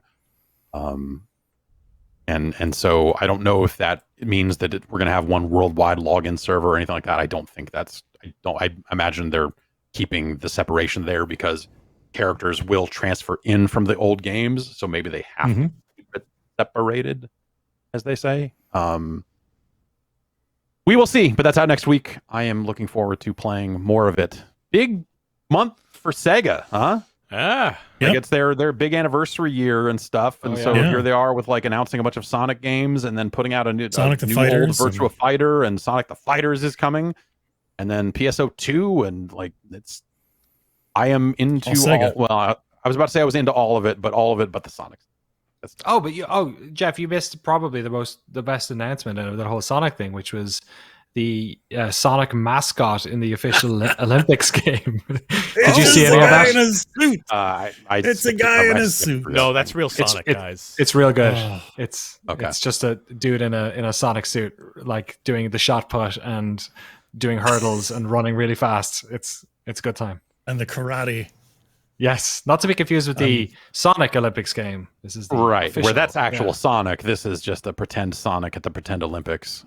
This is the person at that Comic-Con thing sitting in the back, but in video game form. Okay, all right. Can I whip it out in the middle of karate or something like that, or what do I do? Oh yeah, that's a penalty.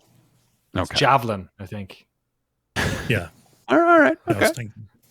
BlizzCon has been canceled. What? Oh, no. They canceled BlizzCon What'd for they do? 2021. They canceled BlizzCon. Yeah, Bad you know tweet. what they what they did. This is, I mean, this is pandemic related, but at the same time, probably you could probably use the time to work on some games, huh? So there's a quote here that Polygon had. Building an in-person BlizzCon is an epic and complex affair that takes many months of preparation, not just for us, but also the many talented production partners, esports pros, hosts, entertainers, artists, so on and blah, blah, blah. The ongoing complexities and uncertainties of the pandemic have impacted our ability to properly move forward on many of these fronts. So this would be a November thing, but is not happening. The bit here that is probably the most relevant. In place of BlizzCon 2021, Blizzard plans to hold a global event sometime in early 2022 that will include smaller in-person gatherings. Smaller global. Smaller globe. It has the worst name. It has the worst name. I can't get behind it. What is the... Oh, sorry, I did... BlizzCon Line. BlizzCon Line. It's a portmanteau or whatever you call it. I'm all for BlizzCon Line. I'm going home. I don't think you can, the minute you try to use con in multiple ways, you start using it in like the bad way of they are conning me. I think con line doesn't work because that sounds like one of those bad websites we were talking about at the top of the show. Right. Yeah, like a Vegas convention of matchstick men or something. Exactly. Yeah. But they couldn't hold the physical convention, so we're having a con line instead. Online, yeah. I hate it. Did they capitalize the O in online? And the C is small? I would capitalize the L. I feel like didn't America Online try to or Sierra Online? Didn't one of them try to capitalize the L? The C is literally camel case. Yeah. BlizzCon Line. Online. Okay. Yeah. Call now. Yeah. Just give us your credit card. Trust us. It'll be fine. Just click on this weird button on this email we sent you. Weird, that window popped up. You better click on it. You better click on the button there. Oh, go ahead and log into your Blizzard account. Give us your credentials. Just type them in here. We got to make sure it's you. All my pets are gone. Oh, no. Yeah, they just had their drop of new Overwatch 2 info. They still have a handful of games in the works. I'm sure on some level, people working on these games amidst everything else that's going on are probably okay, cool. We don't have to put together something to show until early next year instead of November. That gives us some time. Last story here. Cyberpunk. You heard of this thing? Mm-hmm. It's coming out soon, I hear.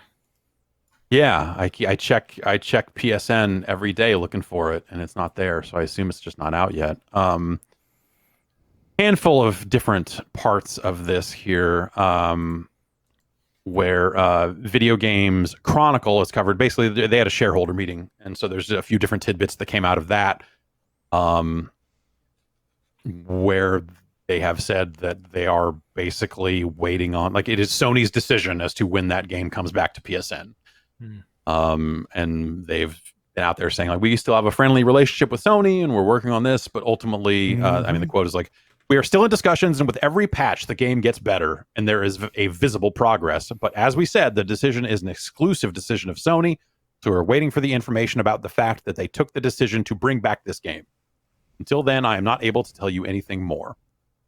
I hear they're also waiting to add crossplay until something's ready. Right, exactly, yes.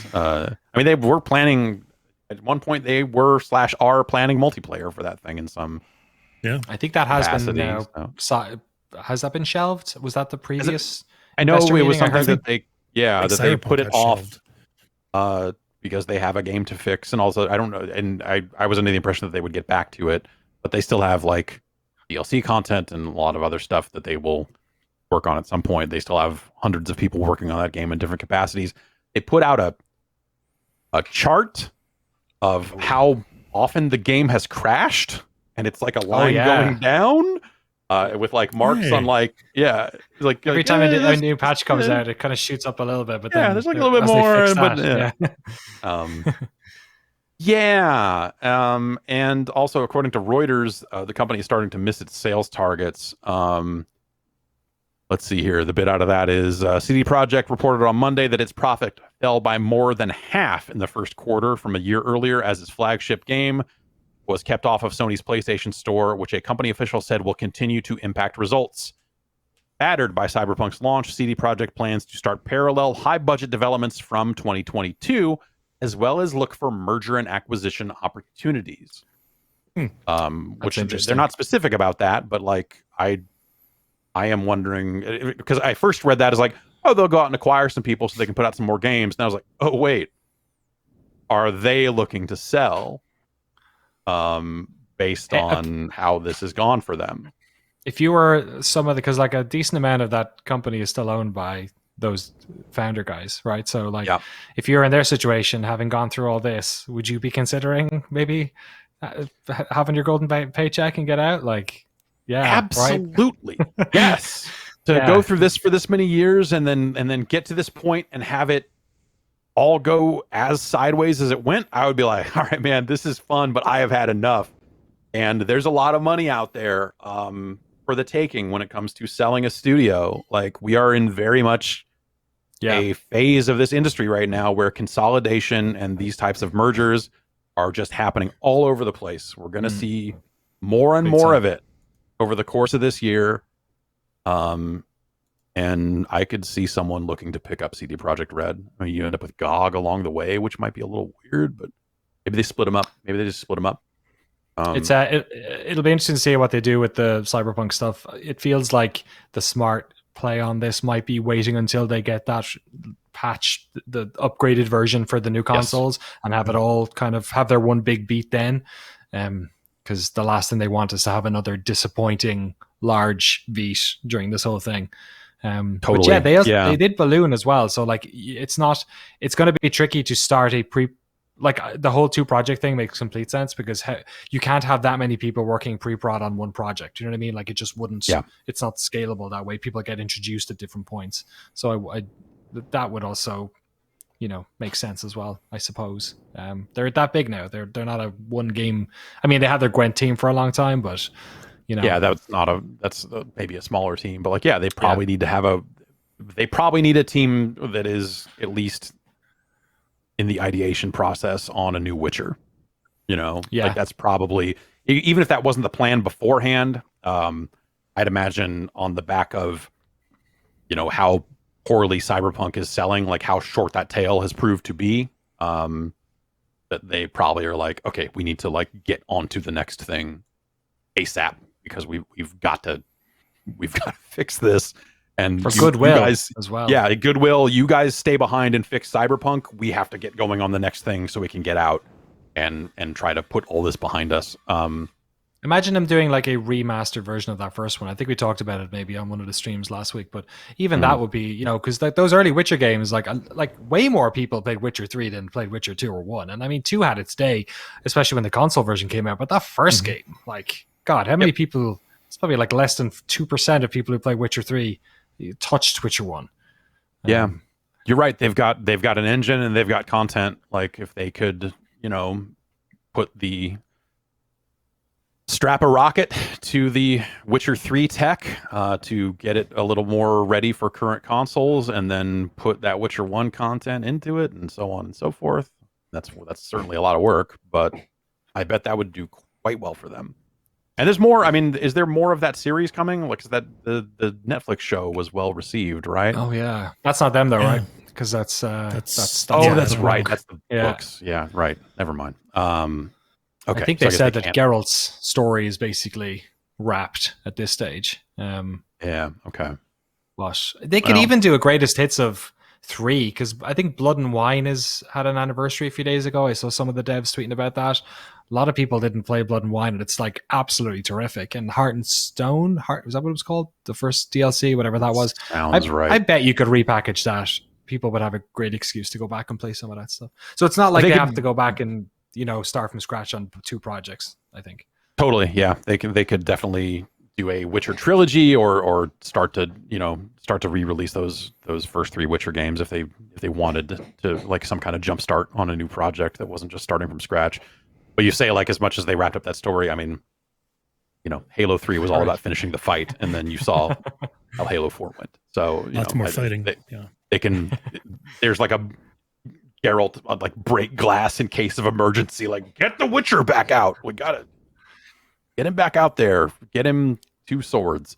So yeah, we'll see. But it's interesting. Yeah, I think that's going to be the thing to look for. I think, for as much as studios have been being purchased and consolidated and all this other stuff over the last year, we're not out of that yet. Like, that's going to continue. There's just too much. There's still too much money out there, whether it's a Microsoft or Embracer or Tencent. There's still a lot of money out there. I mean, 2K almost bought Codemasters only to have it snatched out from under them. Right, God, I forgot about that. Isn't that crazy? Yeah, so they had money ready to go.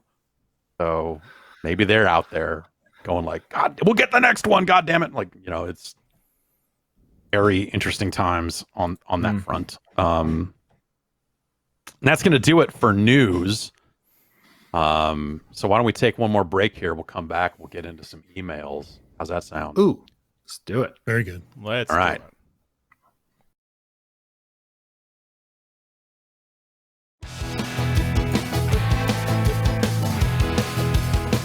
Hey, now more than ever, you should try to take care of yourself. Avoid some unnecessary trips to the doctor and masseuse and all that sort of thing. It's social distancing is having an effect on everything these days. And nothing is more important right now than keeping your body healthy and pain-free. So if you've been sitting at home suffering from aches and pains from like arthritis or backaches or muscle soreness, joint pain, and you want to try a drug-free solution, well, we've got something to talk about. It's CryoFreeze CBD Pain Relief Roll-On. It's an all-natural topical pain reliever that ices out the pain with a 1-2 punch of super cold menthol and hemp CBD. Simply roll CryoFreeze onto your back, neck, hands, whatever painful areas you've got to help block the pain, reduce inflammation, and improve muscle and joint flexibility. CryoFreeze contains 10 powerful ingredients to provide a powerhouse dose of relief, which can last up to 8 hours. It's longer than any other roll-on. Try CryoFreeze today and learn why so many people have rated it 5 stars and have written so many letters thanking Omax for the life-changing relief they're getting from this product. And there's a deal. You can get 20% off a 1-month supply of Omax CryoFreeze. This discount also applies towards any product site-wide. Just go to omaxhealth.com today and enter the code BOMB. That's omaxhealth.com and enter the code BOMB to get 20% off Omax CryoFreeze and site-wide. They sent some of this stuff over. It's a roll-on. It's like a deodorant, but it ain't deodorant. You put it on where it hurts, the whole thing, like icy, all that freeze stuff. CryoFreeze was inspired by cryotherapy, which means cold therapy. The treatment exposes the body to cold temperatures in order to numb and reduce pain or inflammation. You got pain that won't go away? Then you qualify for Omax CryoFreeze. Simply roll it over where it hurts and ice out the pain. No messy creams or horrible fragrances like some of those other products.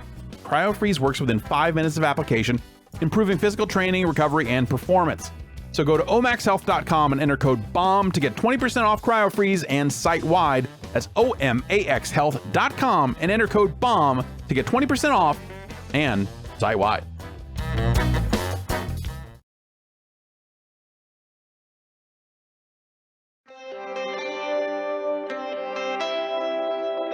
This episode is sponsored in part by Blue Chew. Blue Chew is making waves and bringing more confidence to the bedroom.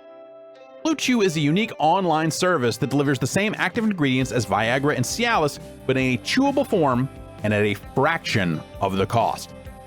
Blue Chew's tablets combat all forms of ED. Erectile dysfunction. It's erectile dysfunction. We'd say that out loud. It's 2021. Who has time to tiptoe around these things? Let's come right out and talk about it. This is for helping you gain more confidence for when it's time to perform. If you've got a penis that's not doing the things you want it to do because of an erectile dysfunction sort of situation, there's Blue Chew. Long story short, hopefully long story long. Blue Chew is an online prescription service, so no visits to the doctor's office, no awkward conversations, and no waiting in line at the pharmacy. It ships right to your door in a discreet package, and the process is simple. You sign up at BlueChew.com, Talk to one of their licensed medical providers, and once you're approved, you'll receive your prescription within days. The best part, it's all done online. When I say talk, I mean type. You're typing. Blue Chew's licensed medical providers work with you to find the right ingredient and strength for your prescription. You don't like swallowing pills? You don't have to. It's chewable. Blue Chew's sildenafil and tadalafil tablets are chewable. They even put a pronunciation guide in there, and I'm still like, bah, tadalafil. It's sildenafil and tadalafil.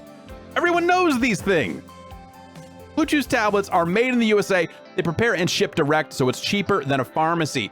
So if you could benefit from extra confidence when it's time to perform, and by perform, they mean using your penis to do things like fucking with.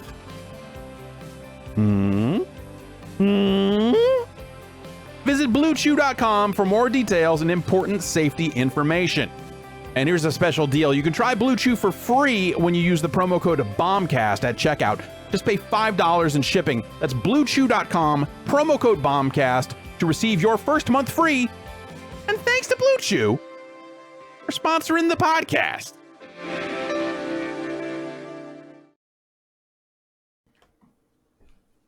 It's World Milk Day. You know what that means.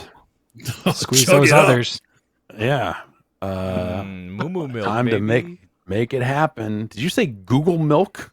Moo moo milk. Moo moo milk. Okay. Yeah. All right. Yes, Google is cornering the milk market before Amazon. That's the world we will eventually live in, right? I mean, Google bought the exclusive rights to cow. Anyway, emails. Bombcast@giantbomb.com is the email address for you to use to send us emails like these folks have, including Luke in North Carolina, whose titles this email, I worked at a horse casino and have details. Horse casino.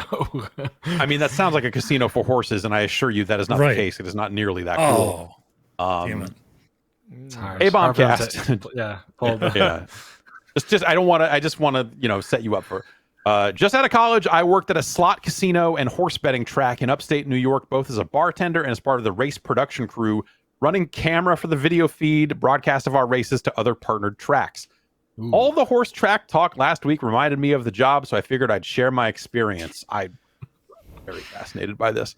Yes, please. I was mostly operating camera in the winner's circle where the winning horse would trot to and stand for pictures, and I'd get the close-up. So I was up close and personal with the horses and riders. Here's what I learned.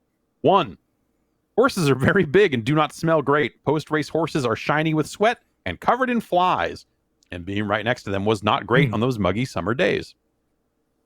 2, bets were placed at kiosks inside the casino just before the doors to the viewing area. You could put in money, cards, or your active slot ticket to place the bets. We also had the feed broadcast to the TVs in the slot areas and bars, so a lot of people bet and then would go back inside to gamble more and drink.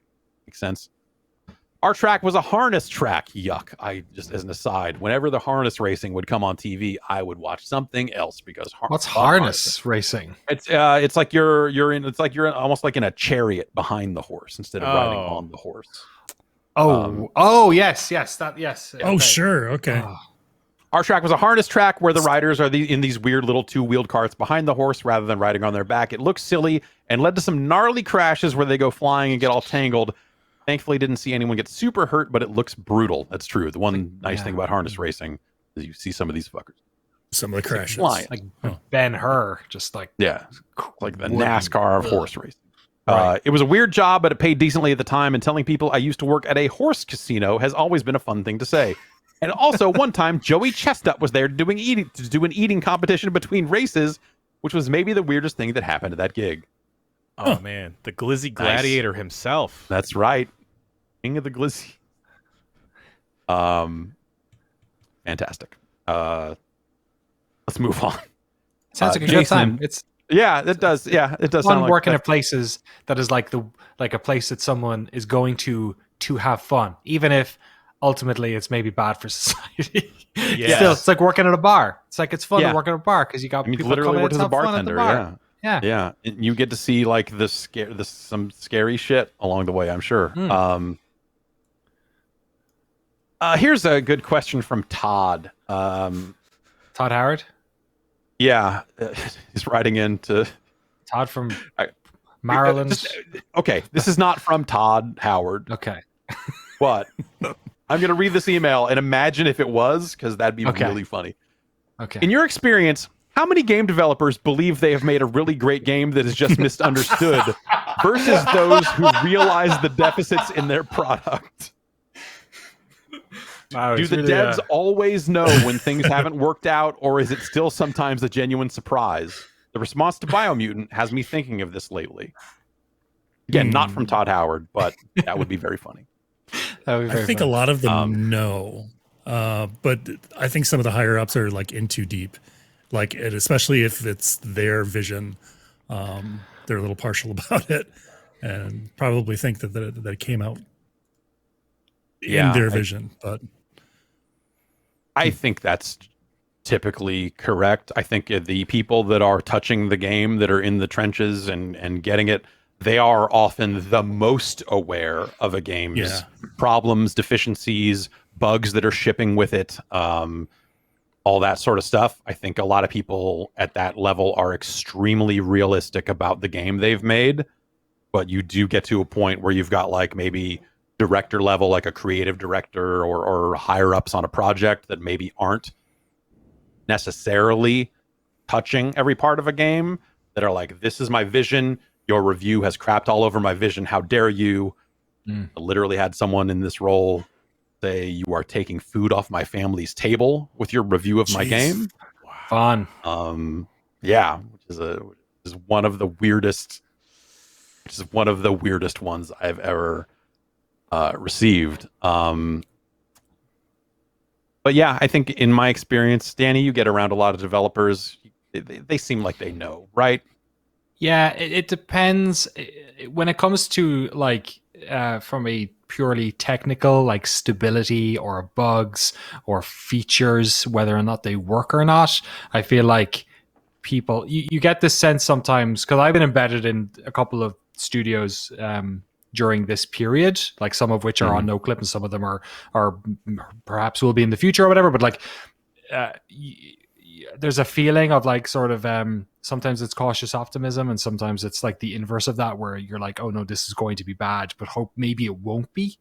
Right. When it comes to that, like on a technical level. And I think you're right. I think there's certain departments that are more attuned to it than others, like art and music are not maybe as connected to that sort of issues. The software, the engineering departments and QA and a lot of gameplay designers that are in the trenches right up until the end. And then, patch 1 onwards, feel it a little bit more, acutely. And then sometimes you get the creative people who like, sometimes like they don't want to lead with fear, like sometimes where them being optimistic and bringing them with them, it's kind of like the Molyneux stuff a bit, right? Where you have to like put on a face of optimism to like help everyone else along, or at least not make them even more stressed out, perhaps. Sometimes that creeps into it. But I think the more interesting side of it is the will the game connect with people thing, which can often have nothing to do with technical reasons. The one that sheds out to me was when we did the Rocket League documentary, because they had put out super acrobatic rocket powered battle cars, whatever it was called, the old PlayStation 3 game, which if you go back and play now is like 80% of the way to Rocket League. It's like it controls differently, but basically the game is identical. So like, how do you know if your game is going to go that way, where it's this obscure PlayStation Network title that no one ever talks about, or it becomes the biggest free-to-play sports game in the world? It's impossible to tell. So it's weird. I feel like when games come out, there's lots of different matrices, but 76 is an interesting one, because I was embedded during that and they were fairly confident. The one thing they were worried about was that because it was an online game, they didn't know ultimately how players would interact with the world. So that was the type of game where perhaps a beta might have helped them learn about their game more. And then obviously they, I think there's more of a magnifying glass on Bethesda games when it comes to bugs, because that game was buggy at launch, but it wasn't overly crazily buggy in a way that like other games maybe are. I think they got maybe, it wasn't even like Bethesda buggy, it was like online game buggy. Yeah, in a way that you look at and go like, it makes sense. Yeah, and there's other reasons why that game maybe didn't connect with people, like the way it was marketed and stuff. I think wasn't ideal, but yeah, like they were pretty confident about the game they had made, and then it found an audience. There were people who liked it, but then there was a lot of people who that was not what they wanted. So yeah, in my experience, it's very different per game, and for also within those games for different reasons. I think there's I've definitely talked to developers like after a game has come out and reviewed favorably, where they were like, holy shit, I can't believe we did as well as we did. Because they're so focused on like in that, like being in the trenches and being like, this game's a disaster, we're gonna put it out. We have fixed as many bugs as we could, and at some point I guess we just gotta ship it, and fuck. And then they come out and get like 87s or something, and they're like, right. Like they feel like they got one over on the world or something, almost like, totally. Oh man, I can't believe it, because if you guys knew what was really in that thing, woo! And yeah, that's I've seen a lot of different perspectives on that over the years. Yeah, like the most recent one, we're putting out a doc on Loop Hero this week, and like that was made by like 4 guys in Russia. It was based off a Ludum Dare game jam that they sort of like threw together. But when that thing came out, I mean, it sold 500,000 in a week. Like they didn't think they made that game. They were like, "What? Like, are you fucking kidding me?" Right? Yeah. I feel like the smaller team stuff and you get down to that indie level, like sometimes that stuff just seems like, I don't want to say luck, but it seems like there's like a right place, right time. Did you partner with the right person who's going to promote your game properly? Right, which they did. Right, Devolver was like the perfect vehicle for that game. Yeah, totally. And the thing I heard, talking about indie games, like I think it's, being in the press as long as I have, as long as we all have at this point.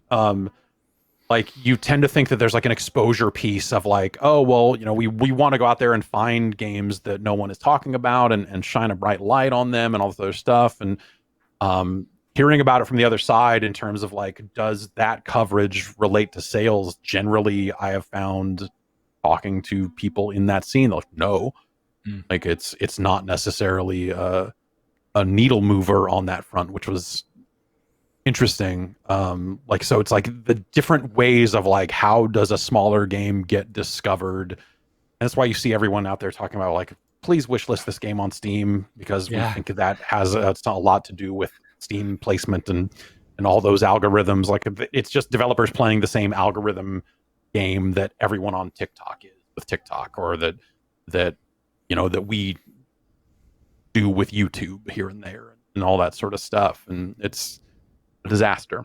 And so you see like great games that don't get their just due, or games that like jump out. I'm sure like if you're developing a game that is similar to a game that took off, and you see that it took off and yours didn't, even though it shipped first, you got to be like, like just going crazy or something, right? Like it's wild. Adam from Portland writes in, I was looking at graphics cards this week, or rather the lack thereof, and started looking at pre-built computers. I noticed some of the highest-end machines running 3090s topped out at around $5,000. Who buys these super expensive pre-built machines? Have you ever said fuck it and bought the most expensive box possible in the name of future-proofing? Was it worth the price of admission? It's a very timely question, because I'm like watching tracking information. So I got a little lucky earlier this year and came into a little bit of money that I did not think was going to be there, and was like, okay, I need a new PC graphics card. I want a new graphics card. They are impossible to find right now, but I bet OEMs are getting them. And so I spent a while researching different vendors and just kind of said, fuck it, and pulled the trigger on a machine with like a 5950 in it and a 3090. And more RAM than I'll need and all this other stuff. And it's fucking expensive. A lot more fucking expensive than building your own machine would have been. But my theory was like, well, they're going to get graphics cards more easily than I am, and I would probably have to pay some dumb markup to get one anyway. And really, I would need, like, the CPU is the thing I really need to upgrade. And so those are hard to find as well. And so I just started talking myself down this road further and further to the point where I was like, well, write off anyway. And then like pulled the trigger on a way too expensive PC that they were like, it's going to ship and you'll have it in like 3 weeks. And it's been a little over 2 months, and it's out for delivery today. And hopefully it works. I don't, like that's the sort of thing, like, is it going to show up and be busted and all this other stuff because it's pre-built and it's all that sort of stuff. So I literally just did this. I literally just said fuck it and bought maybe not the most expensive box possible. There's always more money you could spend on stuff, but I went all out thinking like I want a machine that's going to last me a while, so that I don't have to think about this again. And then I'm getting a 3090 the day after they announced new graphics cards. But the 3090 still seems like a viable card. It doesn't necessarily seem. I don't. Oh, totally. Didn't compare stats, but it doesn't seem like the 3080 Ti is a better card. But I don't know. Whatever. So we'll see how it goes. If ever there was a time to justify it, it's now, because the cards are just like, it's absurd. Like I didn't really understand it until I started looking at the price of the card I have in this machine and being like, it's more expensive than the entire rig was when I bought it. Like it's just insane. And so part of me is like, well, now I've got a 2080 Ti sitting here in a machine that I'm about to turn into a server machine. It doesn't need that much horsepower in it. I'm not transcoding video that hard on it that it needs that. And so maybe I turn around and sell that to recoup some of the costs, and or something, because I'm still literally looking out the window. It's like, yeah, I'm like, you can look. I can look at a map and see a truck moving around this map around my house, which is weird because it's been on all sides of my house but has not come to my house. Box is too big. It's at the back of the truck. They got to empty out everything else before it gets. They say it is 85 pounds. They're listening to the Bombcast live now, and then they're just waiting till we're done, and then they'll pop. That makes sense, and I appreciate. We should probably wrap. I appreciate them on that front. So let's get through these emails so I don't miss this delivery. Nathan from Tumwater, Washington, writes in and wants to know, what foreign language do you wish you had learned? I took Spanish 1 twice. I took it in 7th grade, and then I took the same class in 9th grade, and it was a lot easier the second time around. I passed both of them. That seems to be the most practical. Yeah. Certainly, it would help me the most. But I would also like that knowledge. The geek in me would definitely want Japanese, though. Like, yes, come on. That is as far as I'm concerned, that is the only answer. Because I feel like I have picked up just enough Spanish to where I can get by. In California, anyway. I mean, in Mexico, I would be like, "Donde está la biblioteca?" They would be like, "Ugh." This asshole. But yes, I definitely wish I had learned Japanese back when that, and I feel like that's not as, it is not as useful now as it was through the 8 and 16-bit era. Like if I had just known even just katakana well enough, I feel like that would have been enough for plenty of games. But I would love to be fluent in Japanese. I would love to be able to have fluent conversations in Japanese, because there are so many developers that would be great to have a non-translated interview with, and then let someone else worry about translating both sides of it later. That would be outstanding. I would love to be able to think of all the anime you'd have access to. Oh man, God, I know. It would be like unlimited anime too. Yeah. Yeah. Generations of it. Have to wait for a translation. Exactly. Tired of all this reading. I've been listening to a lot of Selena lately, and I feel like I'd probably enjoy the music a little bit more if I understood what she was singing about. Hey, maybe. Or maybe it would be less. That's, I don't know. Maybe she's singing about like trivial shit, and you're like, "What? What are you complaining about?" But to you, it sounds like it just like hits you. Yeah. There's definitely like, there's like, I will watch a lot of Japanese television I mean, and not that I do on a regular basis, but I would if it were more accessible, even though I can't understand it. And because I don't understand the language, it doesn't matter that it's like just the dumbest, shitty celebrity talk show in the world or whatever. But like every time we would go over there, I would just like, we would be in for the night and I would just sit there and watch TV and just be fascinated by, just here's footage of someone cooking food somewhere. And then here are like C-tier celebrities up in the corner of the screen going, oh, so that's nay. It's just the best. It's just the best. We should just do that. You think it's hard to find C-tier Japanese celebrities to get on a stream with us? My goal, I want to be a C-tier celebrity in Japan. You already are in Germany, so. Right, exactly. Yes, I'm an American video game expert. But if I could be the idiot American on Japanese TV, there's the big oafish dunce that is there going like, yes, this is great. Or like whatever. Like, I like firing this gun a lot. Yes, yeah. Firing a gun, wearing American flag shorts, just basically like doing a Dan Reichert impression. That'd be so much fun. That'd be so much fun. That is a long time dream, unrealized. Kevin in Southern California writes in and says, hey, do you feel the price of video games have become more irrelevant? I remember an article, I think it was from Game Informer, making a big deal about the jump to $60. But as time passes, we see Steam sales with 70% price drops, free games on most major platforms, and a lot of successful free-to-play games. I honestly did not think too much on the NBA 2K21 $70 price tag, since 2K is one of the more common publisher sales I see. Are publishers just making most of their money on in-game transactions? Do others focus still, put heavy emphasis on the initial price for video games? Am I feeling this way because I'm part of an aging audience with less time on my hands? Or is it just crazy to think it's irrelevant? And it might have something to do with my 15-mile long backlog. Ice in games, money in games is weird right now.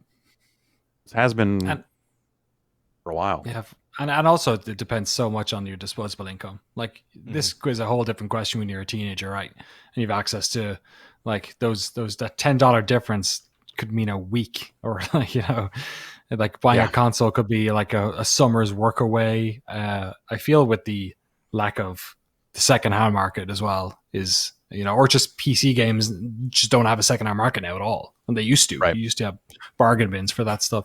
Maybe that's where those sales fill in that gap. But yeah, it is. Somebody tweeted yesterday, or it was about the whole, like, you know, was it Ocarina of Time or something in today's money? It was like $130 or something like that, or one of them, like that. It has changed, but also like the economies of scales for the studios has changed, right? Like there's just fewer of those games, and the amount of the markets are so much bigger than they were before. There's more people buying them, so of course they should be cheaper. There's more gamers, but it's also because they're placing fewer but bigger bets on releases at that scale. They then feel like, oh, it needs to return on that investment in a different way than even Ocarina of Time maybe did. That's why you see so many games with post-release content, whether that's DLC or microtransactions. It's why, you know, people would talk about the death of the single player games, because there was just a different monetization model in place for multiplayer games, because people might play it for a full year, drop money on skins and all this other stuff. It's why a game like Apex can come out for free and be, you know, Respawn's most successful game, I assume. And it's why Fortnite is one of the biggest games in the world. And also it's become like a plan B, or like a plan, or just the last phase of plan A in a lot of cases, where games will come out and be like, we're $30, but they know in the back of their head, they're like, we're going to pivot to free to play. We just need to make some money up front for the people who are willing to pay that. But once we get the money out of those people, we can eventually make a change in our business model, go free to play, and just start selling, you know, like you look at like a Destiny 2, they're selling the season packs and the content that comes that way, along with all the cosmetics. You know, obviously like Rocket League has made its change, and and all that sort of stuff. So I feel like that's going to be the Knockout City. Like you talk about Knockout City being like it's free up to level 25. Like how if they don't see the numbers coming through that the way they want to, or the conversion into people paying to play it for longer, like that game eventually just becomes free to play, right? I mean, that's the next step in that evolution. And so for me, when I see games like that, I think like that'd be like you start to wonder: is it foolish to spend money on this game at all? Because or non-cosmetic money, like a game that they're trying to say like, oh, pay $30 for it, when you just look at it and go like, that's going to be free to play in 6 months. Don't be crazy. Or even like full price games, like, I hate to say it, but like there are some review websites that do a wait for a sale as a like metric, right? And Biomutant to me was one of those guys where I was like, I'm not sure if I'd recommend this at 60, but like, it seems like actually it came up earlier. What was the game we were talking about? Was it I can never remember the name of this. Necromunda. Was that 30? 40. I feel like it was 40, but 40, then it's in its first days of Steam, so it's like 15% off, so it's like 33 or I think it was. So like, so it makes a difference, right? The conversation changes if it's a $60 game. And he's like to say that that NBA 2K is especially a sports game, like as that sports season wears on, and they've looked at it and be like, all right, we have every single person who was willing to pay $70 for this game has, so now let's get the people that are more price sensitive and get them to pay 40 for this weekend or whatever. And very few games hold their price. I mean, it's really just Nintendo and Call of Duty. Modern Warfare 2. Yeah, right. I mean, like you can still, like I was playing Black Ops 2 on my Xbox Series X, loading up the Xbox 360 version of that, and I don't own all the DLC for it. And I was like, I wonder how much this stuff is. And you look at it, it's still just about the same price as it was. Because they're like, fuck it, we don't care if you buy it, but so few people are, we're going to get that money out of you because this is Call of Duty. Also, every lobby I joined was like full of hacks and all types of fucked up. Because it's an old Call of Duty game, and that's what happened. Hey, Jeff. Yeah? Did you bribe Bruce Willis? No. I have come close twice since we last spoke. But I did play some Call of Duty and saw someone running around with what I'm pretty sure was the Bruce Willis skin. And I think he's wearing shoes. Oh, no. Maybe he's wearing shoes in game. That's messed up. Can you equip shoes? No. Like, I mean, you equip whole skins, but I imagine that he only comes with the one licensed skin. I don't think unless they did, hey, there are two versions of the skin, one shoes, one no shoes. Or maybe there's a different character, because I always saw him from the back because he was on my team and he was just always running in front of me getting shot. And I would run up and try and look at the corpse, and I would get shot before I could get a good look at it and be like, is that Bruce Willis? But there's a guy wearing the Bruce Willis outfit for sure that from the back looks like goddamn John McClane, and he's wearing fucking shoes.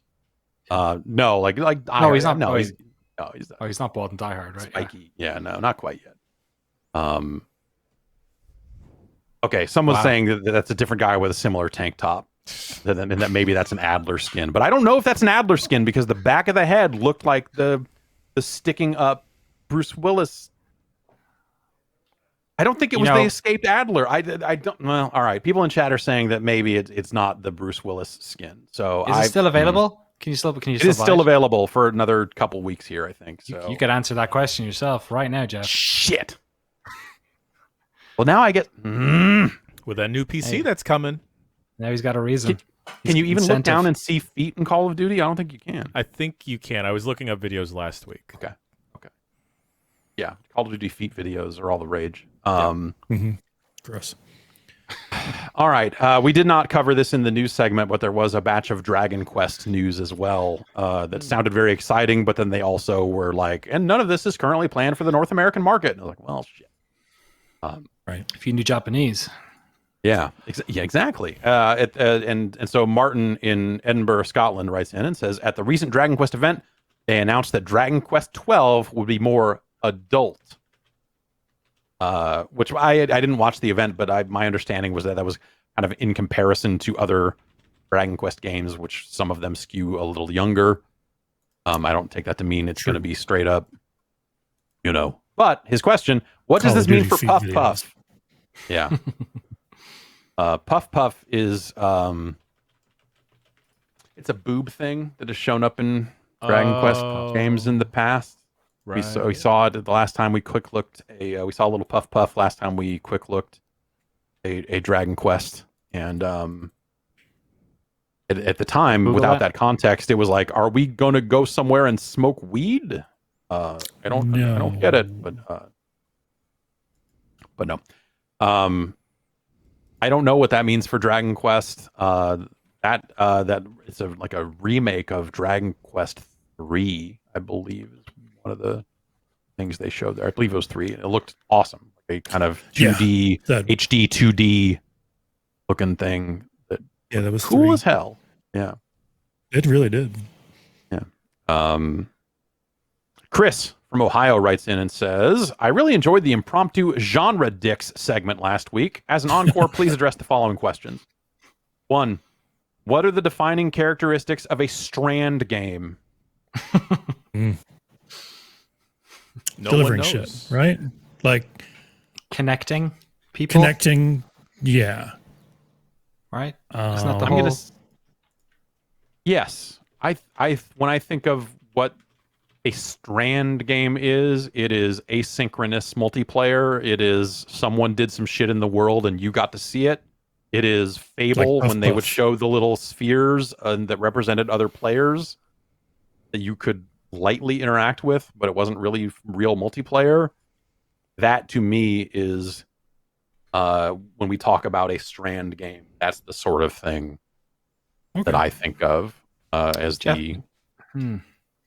I don't want to alarm you, but I don't think there's a Strand game concept or genre on giantbomb.com.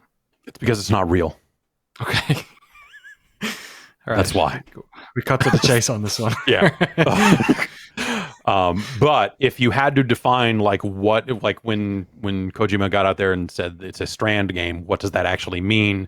To me, that was it's that asynchronous multiplayer of you helped each other across worlds or you interacted in some way in this primarily single player game.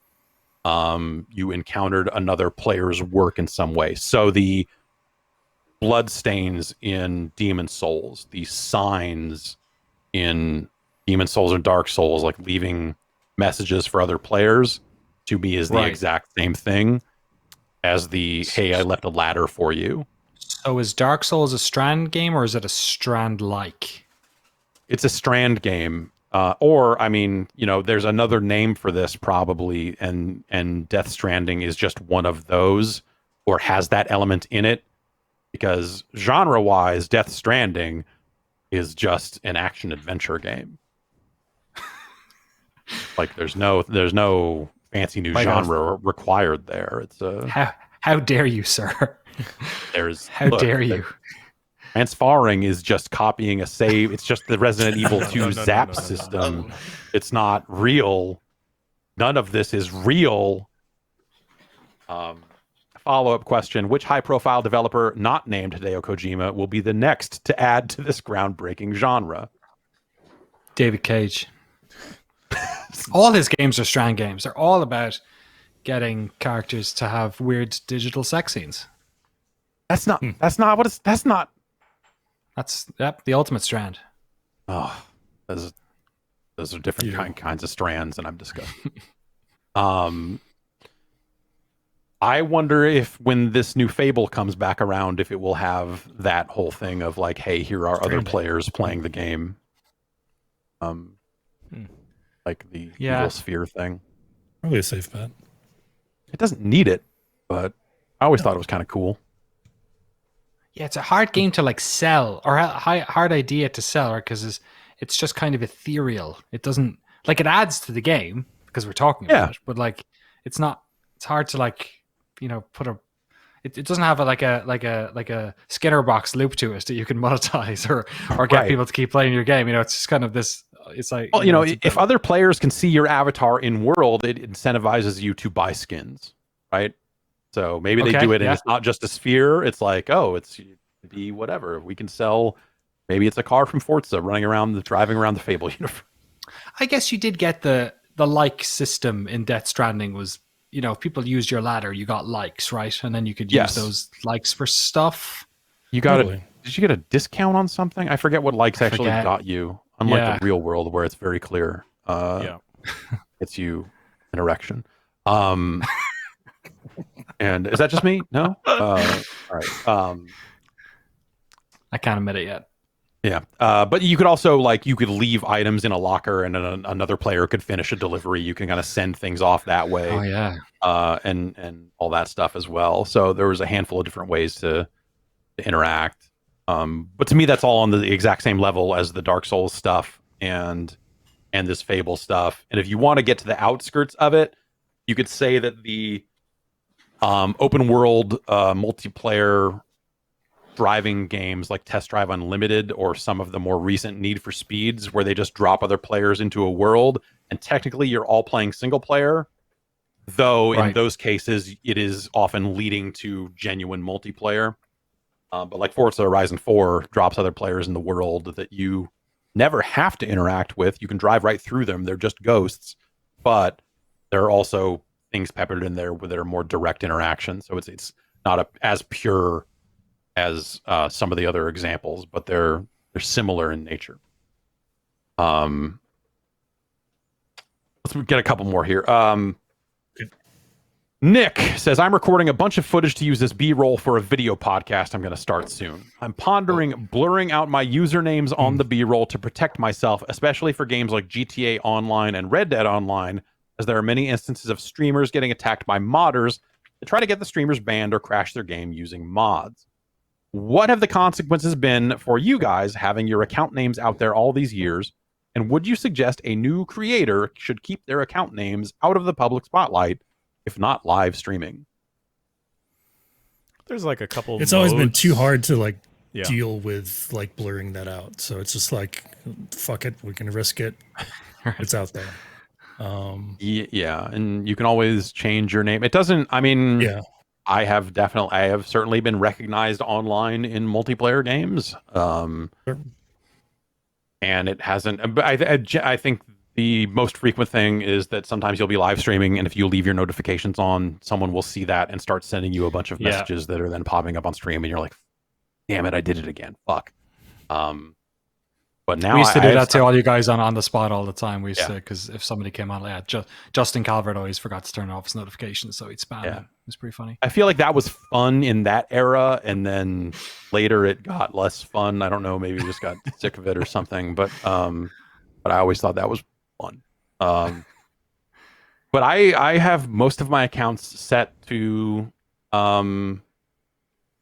block friend requests and not receive messages. I think PSN specifically, I don't think I can get messages, and I think I can only get friend requests from friends of friends. And the Epic Store added that setting now as well, so now I'm not getting 80 more friend requests every time I log into that because of whatever account linking stuff. Because Xbox is just a follow system; it's not a two-way confirmation process. So I think you'll have a lot of people that follow you on Xbox and then link up their accounts to Epic, and then Epic starts recommending, here are your friends, send friend requests to all of them, and then I'm getting 80 friend requests a week or whatever it is, and then they have not made it easy to deny those. But they do have a friends of friends thing there now as well, so I've turned that off, and that's more manageable. But that's been the only thing. You'll have cases where someone is really gunning for you in a game, but it has not been a huge problem, I would say. The only time I've ever had it happen, because I don't have that notoriety or anything, but sometimes, this is why I don't do it anymore, if I play the Formula 1 games online, because that's kind of its own little mini community, that's where I've heard people over voice saying, "Oh, is that?" And I'm so bad. I'm so bad at those games that that I'm so self-conscious, because people are like, "Oh, he's probably really good," and I'm like, dog shit. I'm probably the worst person there. So That's why I tend to play against the AI instead. Yeah. Just embarrassed. Do you ever get in fighting games? Yeah, like Jason, I'm sure you guys. That fucking sucks. Yeah. Right. People will recognize you and call you out as like, oh yeah, I just beat Unistrike online. It's like, fucking course you did. I'm ass at this game. Just leave me alone, please. We used to but get in Rocket League too. Yeah. People notice me in there. I remember internally having to kind of act like a dick. This is years ago, but like there was a bunch of like internal email lists about like game night and who wants to play some games and all this other stuff. And like we're playing games all the time and moving on to the next game and moving on to the next game and moving on to the next game. So like 6 months after like some Halo came out, I forget, it was probably Reach or ODST or something like that. Someone in some other department just started like calling GameSpot out and being like, wow, we're gonna get into game night. How come you GameSpot guys aren't gonna? Yeah, you guys need to get in here and defend. And finally, I was just like, and they were like, I bet we could beat you guys. And finally, I said right back, like, I bet you could too. You play that game every night. I haven't thought about it in 5 months. You know, like I've played a dozen games since then at least. Like, yeah, you're probably better at that fucking Halo game than I am. Dude, like I don't fucking care. It was just like this weird, this like, you know how competitive people can be, right? It was just like someone like coming at us in this specifically shitty way, and I was just like, dude, I'm so not that person. I so don't give a shit. Like I'm not going to play Halo with you, dude. Like the CBS building frat fights between the different floors. Yeah, exactly. I mean, this was pre-CBS. This was actually like right. CNET days, like 05, 06, whatever it was. But yeah, it was just dumb. But like that's the case. Like, you know, people are like, oh, I can't believe it. I thought you'd be good at this. This is your job, right? And I'm like, dude, it's the same deal now. Like, I'm all right at a lot of stuff. I'm good at picking shit up, but I have to move on to something else. It's not our job to be playing it every night or be pro level, you know. Yeah, totally. And now pro level means such a different thing than it did then. Yeah. Like, of course not. Like, you've got people living in training homes, training games 16 hours a day for some tournament thing. Like, it's fucking ridiculous. So, wasn't it so much easier when, like, before the internet, just had to be better than your 3 best friends, and then you were the best person in the world? Didn't matter. Exactly. Like, I could be a fucking hometown hero all day long. Yeah.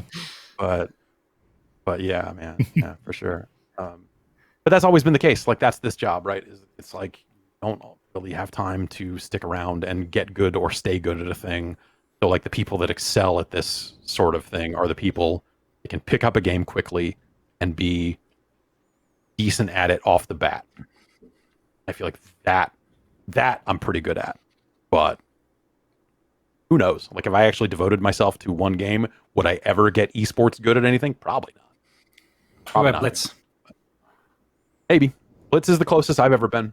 Like, in terms of like, Blitz is the closest I've ever been at feeling like I might be the best in the world at this game at that time.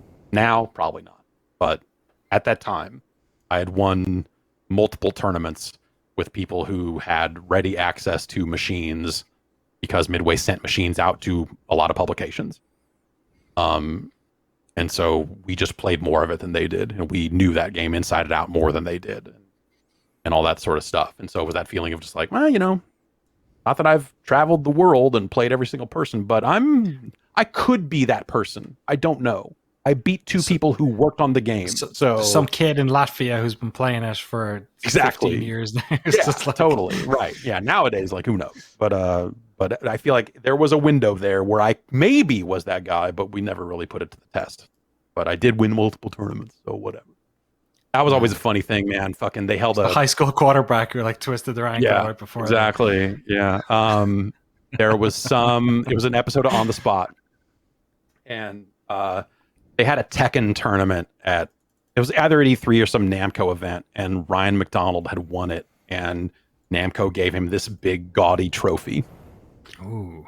And so then he brought he had that trophy at the office, and like, you know, it was like an event for the game or something too. So it was like, come talk about the game. And so Rich, I think maybe it was just, I don't, but like we just like, here he is, the greatest Tekken player on the planet, and he's got the trophy to prove it, Ryan McDonald, and like rubbed that in for the whole segment. And everyone on the internet got, and this is like early days for this sort of fucking, they got so fucking pissed. I ain't never seen that motherfucker at any tournaments. Who the fuck is this guy anyway? Best in the world at Tekken. What the fuck is that trophy? It was like, we were just fucking around, but people got so pissed. Like, and that's always the thing that would make me crazy, is when we would cover a fighting game and play it and just be like, yeah, I know, we're fucking around playing this game. Is like, it was impossible to have fun covering fighting games because all the comments were just like, how does this guy get a copy of the game? Send it to me. I could kick his ass. It's like, that's not what the fucking task is here, dude. Like, that's not how any of this works. Like, who gives a shit? It just, yeah, like, there's, and it's still around. You still see it here and there, but I think people are a little more accepting, or maybe I just don't look as often. But like, there was just a good long stretch of time, and yeah, I guess okay, it still exists. Covering fighting games was just not fun because the people in those communities would come out of the woodwork to just be fucking assholes. It's nerve-wracking. It is. Yeah, I've never felt more self-conscious. Yeah, and it's just like, covering fighting games. Yeah, go fuck yourself. Like, this is so not the place for this. All right, last question. Rambled on long enough. Mike in Hanoi writes in and says, why do retail websites so often leak products through early listings? It seems to have happened with the new Switch most recently, and it happens so often I have a hard time believing it's not intentional, at least some of the time, either to drive traffic and attention to the retailer or because some disgruntled employee wants to show it off to their friends. I don't think this is ever intentional. Yeah. No, I don't think so either. The same thing with like stories on GameSpot getting, suddenly going live and they're not supposed to, breaking embargo or whatever. Someone checked the wrong box and accidentally pushed a page live that was not supposed to be live yet. It's never, there's no benefit unless, maybe some disgruntled employees just like, fuck it, I'm quitting anyway. But like, generally speaking, there's just no reason to do that because it doesn't drive, it may drive traffic and attention, but it's driving it at a time when they're not taking pre-orders for that product. It's not like those translate into sales at the end of the day. Like, I'm not going to go to Amazon Mexico to buy a Switch Pro. Right. It doesn't make Amazon all their partners. Yeah. It's right. Yeah. Yes. Yeah. Exactly. Like all the companies that provide this information just get pissed off and don't want to work with them the next time out. Which for a company the size of Amazon is like, what are you going to do? They're not going to not sell it on Amazon. Actually, Nintendo in the past has had a rocky relationship with Amazon specifically. So maybe, but this is just all mistakes because publishing systems are complicated and human error is common. It's the same reason why GameSpot published a bunch of Zelda screenshots early once, and we had to very profusely apologize. Or we didn't publish them. Someone found our CDN. Someone found the FTP or whatever where the screenshots lived before they went live, and they guessed the naming structure. It's why we had to build in, and people would find Giant Bomb videos early as well. It's not hard. It's like phishing software can run incredibly fast on these things, especially with like if you have a network doing it. Like you just for those who don't know, it's like tool sets to basically like put in random alphanumeric until they hit something, which is easy for like folders. And you hit a folder, if you hit a root directory that isn't like, hidden in any way. So it doesn't have to be live. Like some of these things might be, the sort of equivalent of unlisted, right? Where they're not actually hooked up to anything on the live site, but they're a page that exists that's going to go live at some stage. But if you have enough, you have a spider work on that, then you can uncover that stuff. That's how we used to do it. 64 does it. Right, yeah. How he does it. I bet loads of people do. We used to do it in college to get our exams early. We used to run spiders on the internal servers and find the quizzes before they went, or the tests before they went up. So it's not hard. Nice. It's just you need somebody who cares enough to run some of that stuff. Yeah, and so many and this is something that we have changed in our process when it comes to file names and stuff like that. But if all your folders are incremental and timestamped based and all this other stuff, it doesn't take a lot to say like, oh, if these videos are always named this way, then we know we can look for this video here and find it here. Yeah, we've had entire Game of the Year videos leak head of publishing.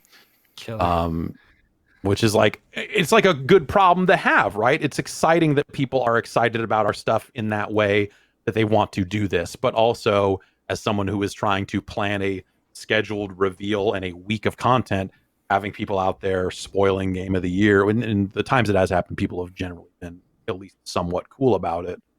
But it's still been frustrating on our end, and we've made changes to the way videos end up on site to try to make that harder to do.